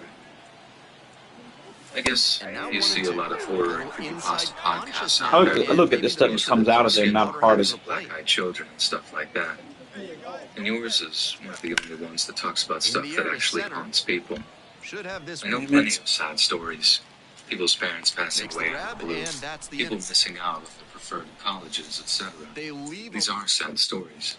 We're back The here one at the about Caleb and ballpark. his On to mom the is top something half way of different inning number 6. and way Here's the worse. shortstop at the plate. I Number can't 8. even imagine what it Grounder must to have been short. like He won't be for able to have shit. whatever age he was. Oh yeah, to because see he their knows own his shit. mother die of violent, Throws to first. self-inflicted death. 1 up, 1 down. And that's what it means to be haunted by something. Caleb was talking to his mom when he could see her ghost. And that's not some dumb story. Scoreless ball It was game, real. but now you've got to deal with a hitter with I don't some think Caleb could significant really see a power. ghost, but Be I cautious do Yeah. think she facing a still hitter existed who in his can really mind. slug like this. His brain must have been echoing her voice around his skull, and talking back must have helped in some way. Get out of bounds, get out of bounds, get out of If it bounds, get was out of me, bounds. Did he catch that? Shit. I hear my mom's Tough voice. one to swallow for Even the if it hitter. did Big make me look And now crazy. the right fielder. The go-ahead run aboard at first with nobody out. Hammered down the line for a base hit. And that one's getting into When the I was corner. about 7 You might just steal the front yard but, in squares. in the U.S. Into score from I won't name first. the And city it's due 1-0. to what took place, but it's a city most people are familiar with. That's the kind of hit the rest Anyway, of the team. we moved to the city to start our new lives Snyder will as hit my mom had bought a business and would then take ownership. This meant that I would also have to transfer schools, which was the hardest part of the move. That one is absolutely Saying goodbye to your longtime friends paired with all of those super Smacks great it on the whip warning track. balances of your high school years. What made One it out worse and was two that I on. was a And junior here when at I the plate, moved, Ronnie and Simon. would have to spend my senior year the with tying no run at one I second. knew. The last day of That school one came back up the around. middle and it gets I through. said goodbye Coming to my around friends third. and Now then a rushed to long the throw airport home. with my And mom. he's safe. Tie ball The game. instant I switched That's as schools, I clutch became a as it totally gets. different person. Might be time to I get in was an that extra one session or outgoing two in the girl who batting loved cage. her He can friends do only much to become a better than this. random They nobody need who that sat from him. alone at lunch. The school itself was okay, but it was nothing like my old school. I had made a few acquaintances, but nobody I actually enjoyed talking to like my other friends. One day, I had been at lunch eating by myself when, out of nowhere, a boy I had never seen before decides to sit with me. He introduced himself as Dave and asked if he could sit with me. I tell him yes, and he begins talking about himself and claimed he was also a new student here. We spoke to each other until lunch was over, where he had walked me to my class, which I found thoughtful. It's safe to say I found Dave very relatable the more we spoke. He had the same interests and even the same family issues. He seemed very sweet, and while he was a bit off, he wasn't off red for everything. Play made, that ends the inning. However, So no runs, no little bit hits, no errors, that would and be no one further left on from the base. truth. We head to the second. The Biscuits with the One lead, day, 1-0. out of nowhere, had texted me asking about my bra size. I told him I wasn't comfortable answering that, to which he then instantly apologized and changed the topic. That one pushed foul out But of as time play off to the progressed, left. he'd bring up the topic even though I wouldn't want to talk about it. It eventually came to a point where I chose Swing and not a to speak drive. with him, It's even back when there. he messaged me first. A dive and he The can't same haul it in. drill applied when he approached me at school Around too. second now, going for third. Eventually, the relay days went by, and into for third some base reason, with a I didn't leadoff see Dave triple. at school anymore. I assumed that he had finally gotten the hint and just stayed clear of me. There. That's However, what made that triple I was dead possible. Some wrong. outstanding loud The content. following night, I had been at home on my computer doing a project for chemistry class when I heard something hit my Here's a fly to window. left. Looking back, Makes it the kind of catch. sounded like a Running pebble tags hitting my from third. window. Puts the tag on him, After and it's a all, double it was play. raining outside, so I And the assumed batter it will was be the probably the shortstop. wind blowing away debris. However, it then happened a second time. This time, much louder. Ground ball, left side, could be two. I get up from my Snyder. bed and walk over to the Good window, feed, that's and one. there, Not in time crouched, for is first. It's a someone who I fielder's could only choice. describe as Dave. He had on his hoodie and gave me an unnerving smile when he saw me. I screamed at the top Now, of his my skills lungs at as the I plate saw in him the field and ran allowed to him my to mom's excel room in to wake amateur her up. ranks. The question is, My will mom's that the prowess type of person translate to who's the professional overprotective level? of her children, so Swing and a miss. when I Oh, told lost the her, she handle was on that rightfully one. pissed. One out and the base is empty. Why my dad isn't home is another story, but my mom puts on her shoes and goes out of the house with a baseball bat. All the while, she's screaming bloody murder, telling Going whoever here's was the here pitch. to leave, or she won't hesitate to knock their teeth in. And pops it up. My mom is a Settles fighter and won't put up with anyone's BS, so when Makes she the said grab. that, she meant it.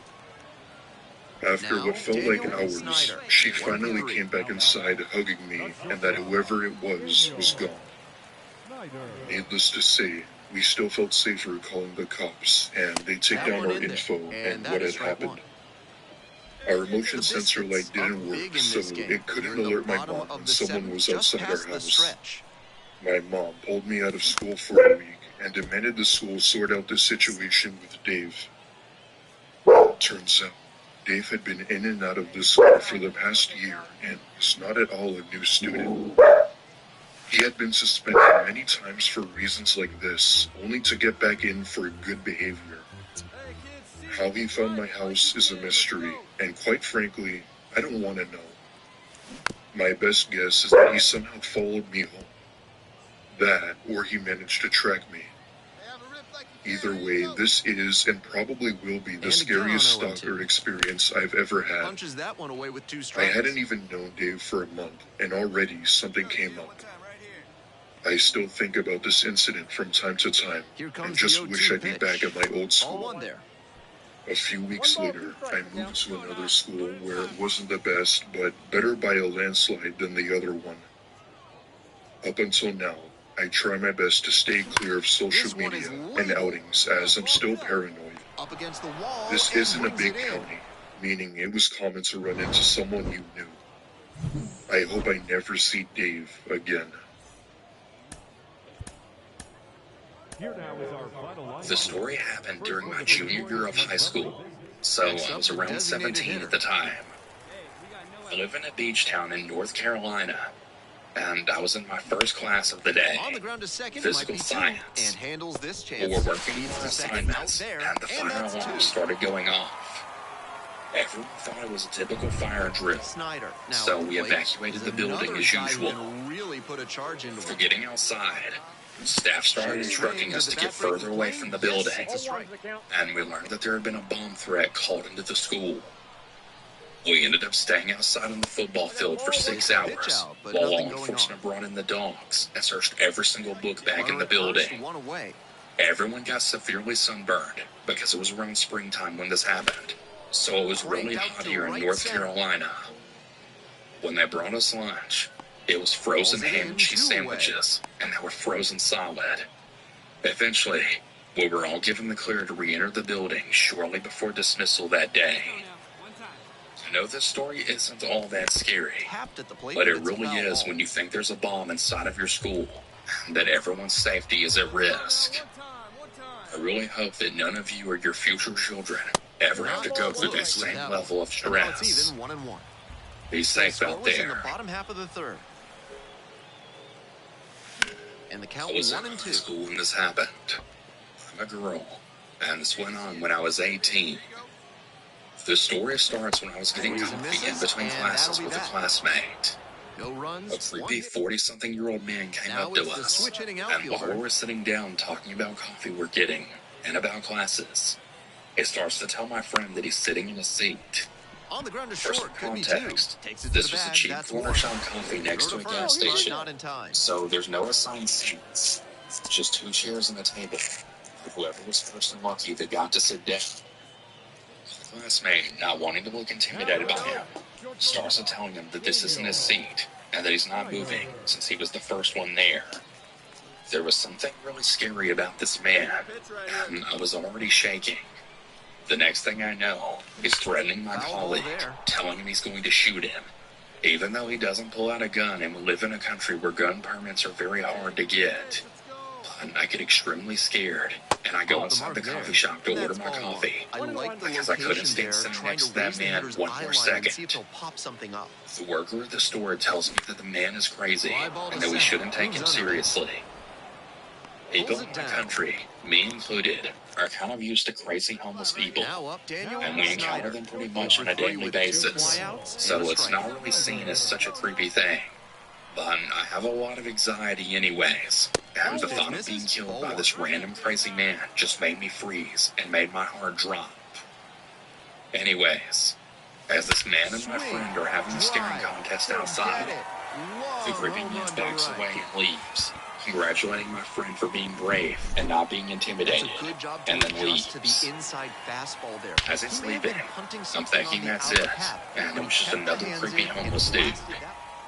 And now As the a disclaimer, shortstop, Daniel I'm not Snyder. using homeless He's as an already insult. homered in this ballgame. I'm simply stating the obvious since he was carrying big bags with a lot of clothes on his bike. Swing and a miss at a Well, changeup fast in the forward to dirt. summer vacation. The Braves I'm in the inner trying to city break meeting this up with game some open friends at here in the another bottom coffee half of place the than the eighth. one in the first encounter.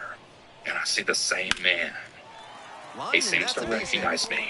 And he starts Throw walking back towards in the holds the coffee run at place. third. Base is now loaded. He just stays some Only one meters away from me and then stares One at out, me and bases my are loaded.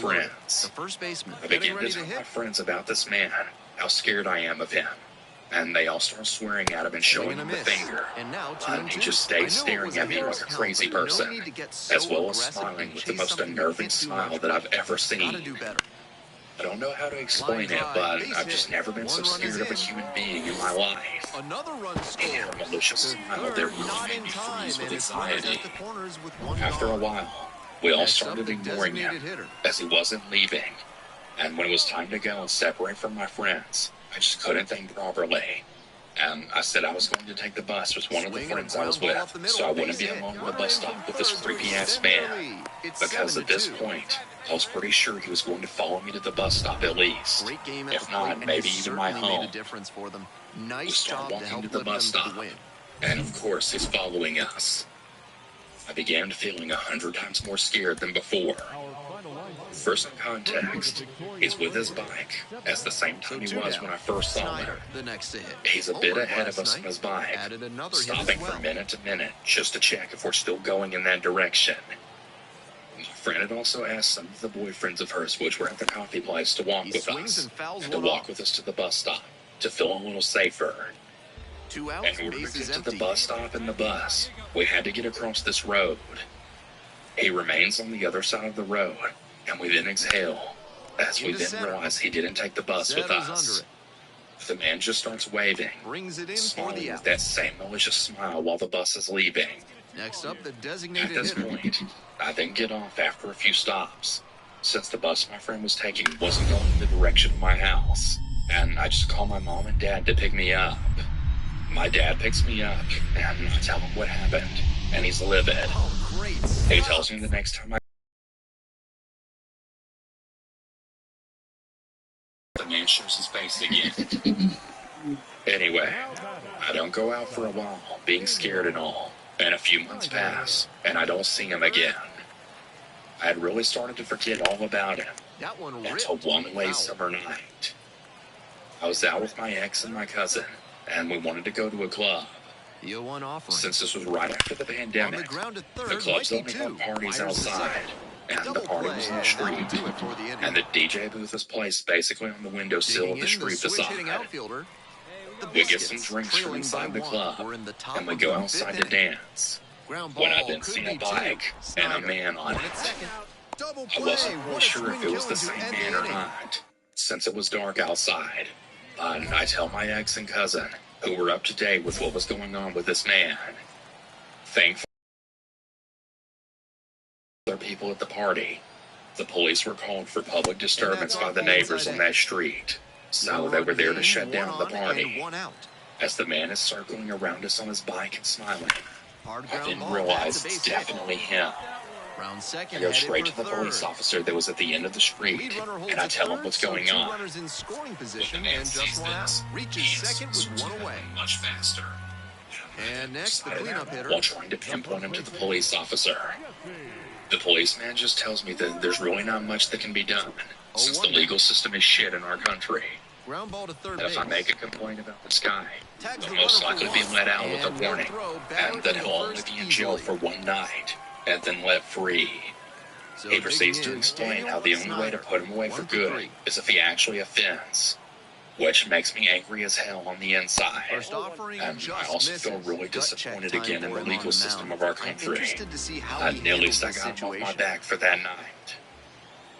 The last thing the officer tells me is to always be aware Lead and be on that safe, fastball. and He to never reached walk back alone and at pulled a night, high since deep there have been fly a lot of in. Batter reports of didn't have much attacks of a in a chance to park catch which up was to really that. close to the club we were at, as well as the center part of the city in general. That was the last time I saw him, but I still really remember it to this day, and I probably will never forget this man's face for as long as I live. I really feel Next rage pitch is towards him to outside. this day, because he managed to make me feel so vulnerable and disarmed. I couldn't and will never understand why someone would want to cause so much psychological pressure to another person. Inside. It really is messed No up. run in the inning so far. Here in the bottom half of the 8th. I'm a 15-year-old male. I live in Germany, but I come from a small European country.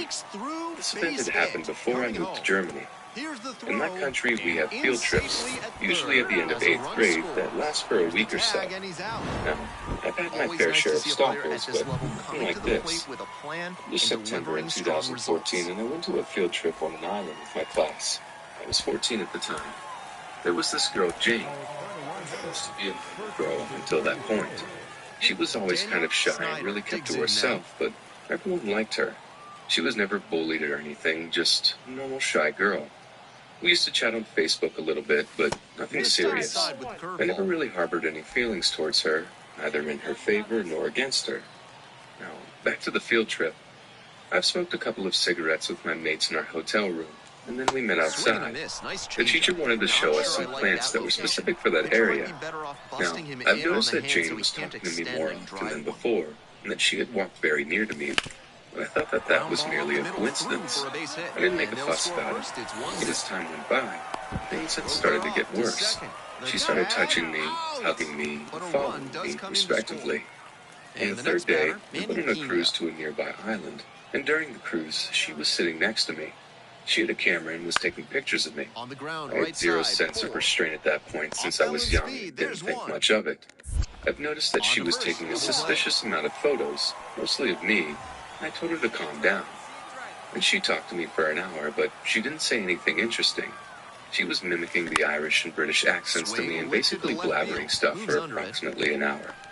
I was just smiling and replying with, "That's nice." In the following days, she had started to hug me and make me feel uncomfortable, so one day I came to her and told her that we needed to talk in private. We went to the woods and I asked her if she was in love with me or something like that. She denied it and kept saying that there had been a misunderstanding, but I knew that there was something off about her. And she told me her life story. She said that her mother is a schizophrenic and that she's severely depressed about it. I felt sorry for her, but still, her and that touching was incredibly inappropriate. During our conversation, my mates wondered where I am and organized a search party for me.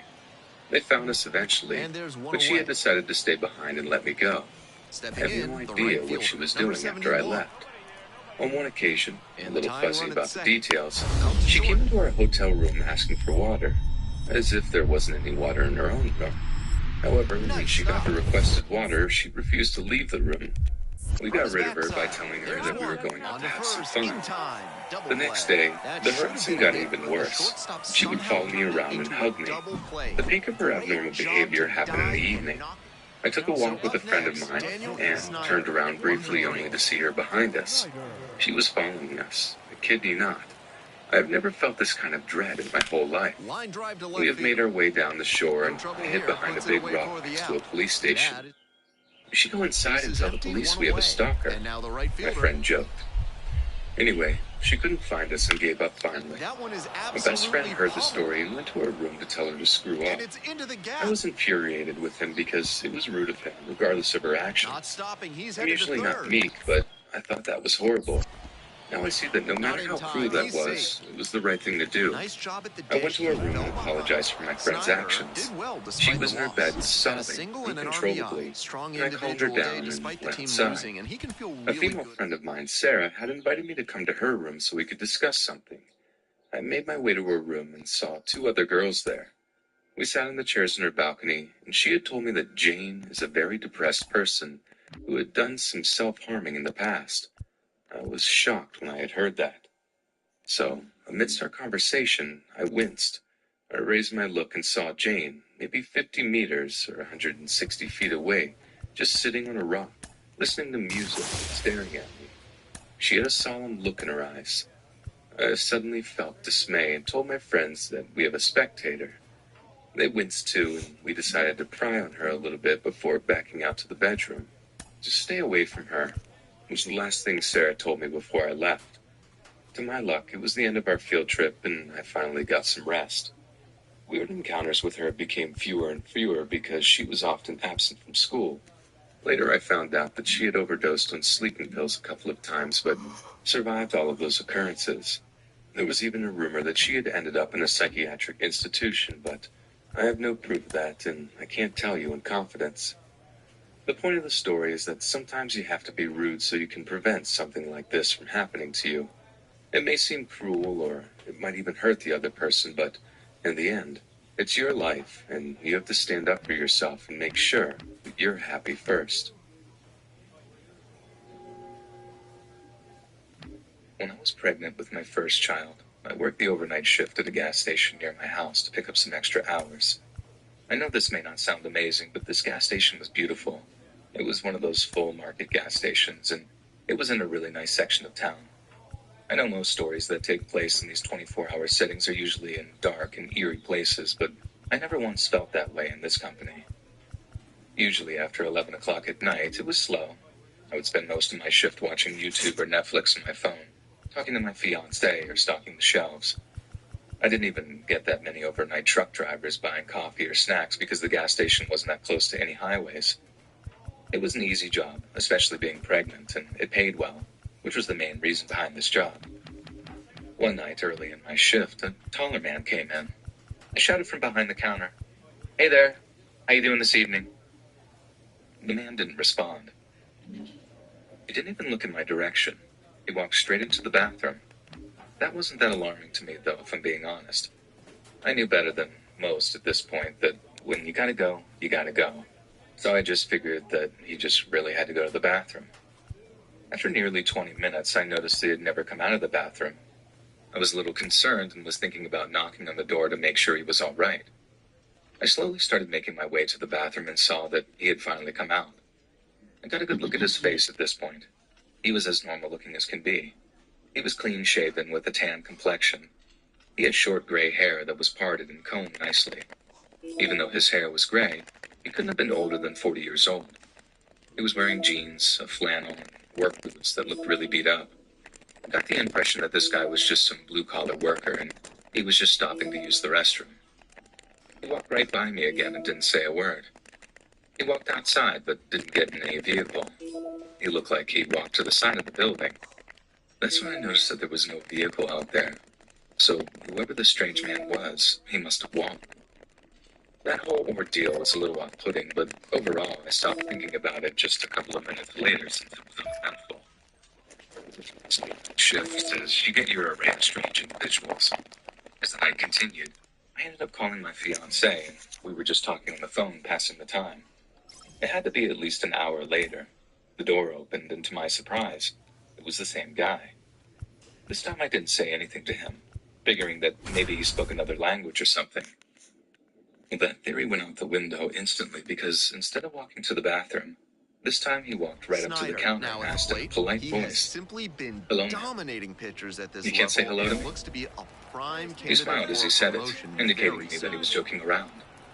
I nervously smiled and responded, "Sorry about that, sir. Fly Hello, ball how left are you field, doing this settles evening?" under this one. He smiled and only Brings it responded in with for the one out. word in an abrupt tone, "Jerky." I jumped back a little bit and said, You're back here at the "Excuse me?" ballpark. Bottom half of inning The man number then 2. leaned toward me, Leading off, and the a polite catcher, voice number changed 11. into a more aggressive voice, and he said, "I want beef jerky. Where is it?" On the ground, I Snyder. pointed over to the rack where all the jerky and Slim Jims were located. One up, one down. He smiled at me, and now in a polite tone once again, he said, "Why, thank you, ma'am." He slowly walked over to the beef jerky and stopped once he got to the rack. He was standing completely still. He said to me, Liner to right. "You know, you look just like a Disney Runner tagging princess." for third. Moves up 90 feet. I was a bit Runners at the creeped out, corners but now. said thank One you away. anyway, just Seemed figuring like a that he good was trying to swing. be nice. No outs. I look Runner like a at lot of first. things. Here's the second baseman, Jonah Bride.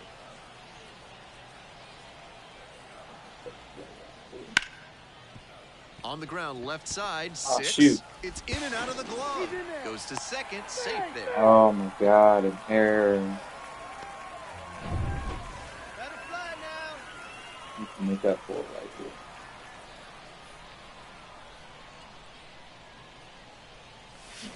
That one fouled off.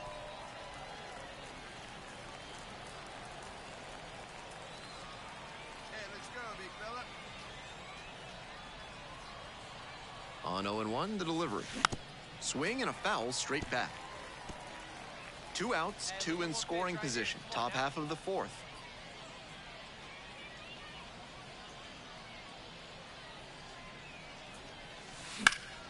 Fly ball to left, down the line. And it's off the wall, but in foul ground. Here we go.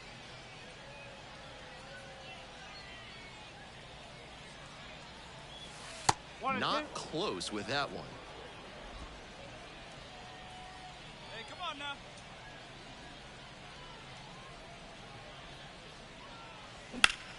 Yeah, that's And a a good base hit. hit on a Bringing in line. both runs. 1 run comes in. Throw Probably comes shouldn't into say. second. Pulls into second with 2 gone. And his consistent production continues as he notches his 50th RBI of the season. Such a valuable member of this lineup. Runner edging away at second base. Good plate appearance there, able to take the walk. And now, the designated hitter, number 38.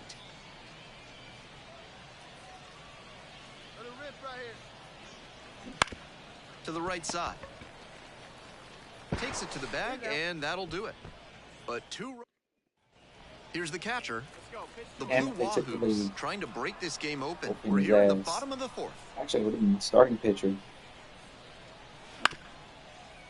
Out to short. Off balance speed. There's 1. And go. that's 2. 1 down. Snyder will hit next. And that one fouled off.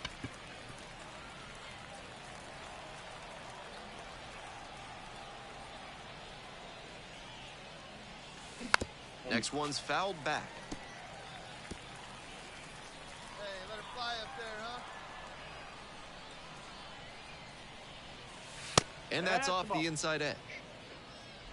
The Braves trailing by 1. And we're in the top half of the 6th. Battling here, fouls it away. Come on now. One time. Backed off the plate that time.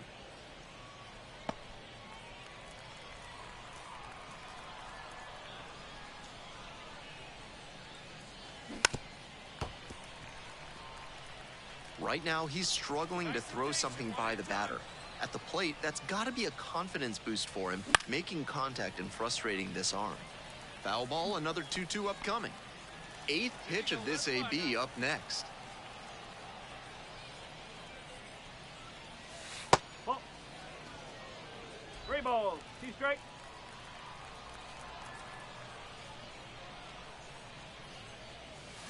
Punches that one away with 2 strikes. Hey, have a rip like you can. Here we go. 3 and 2, 1 out with the bases empty. And that's a walk. And next, the cleanup hitter. Here you go. Tee it up, let it fly. Tag, and he's out at first. Couldn't get back to the bag. The dog's got my attention here. We're back here at the ballpark. And now the shortstop, Daniel Snyder. Came through in the clutch earlier in this one, and they'd love to see a similar approach here. Stay up the middle and put good wood on the ball. It's ball 1. Hey, let it rip right here.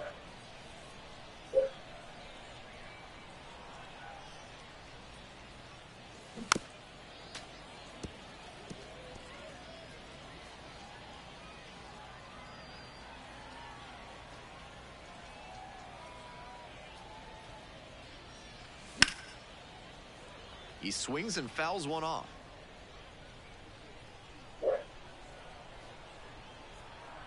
let it fly right here. Just off the inside corner. The count now 2 and 2. Nice take. That one not close. Full count now.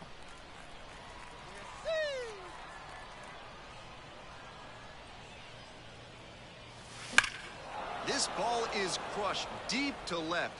This one's gonna go. A shot to the opposite field. The 16th homer. Every time up, he was a threat, and he gave them a shot at the win. All right. Impressive showing. All right, guys. I might be on later. I'm got to go cut my grass.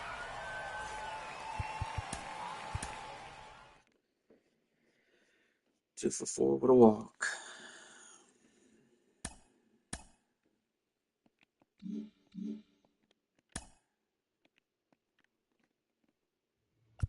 Oh, what's going on here? Grab a seat. What's going on? We had one of these talks a while ago. Afraid that today is your last day on this team. I mean, what I want to hear, Skip.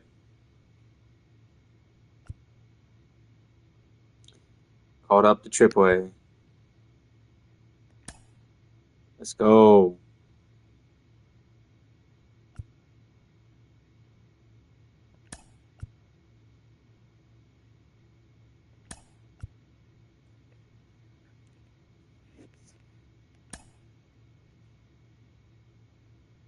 There he is, the stud that is the future shortstop for the Atlanta Braves.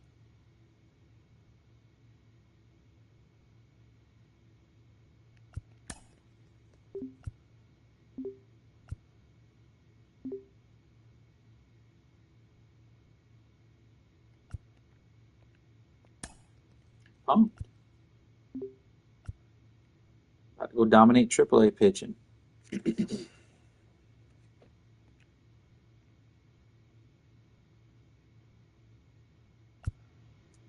And for the strippers now.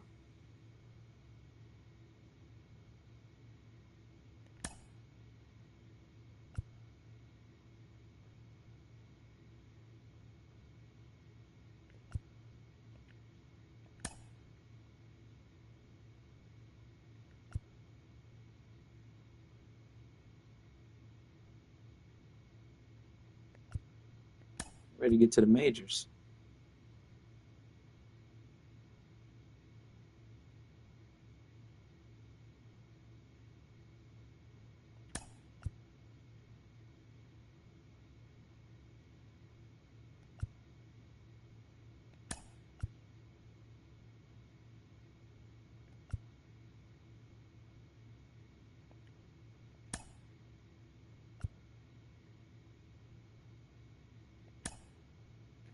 Let's go. All right, I'm going to cut grass, guys. Thanks a lot. Let me go save this right quick.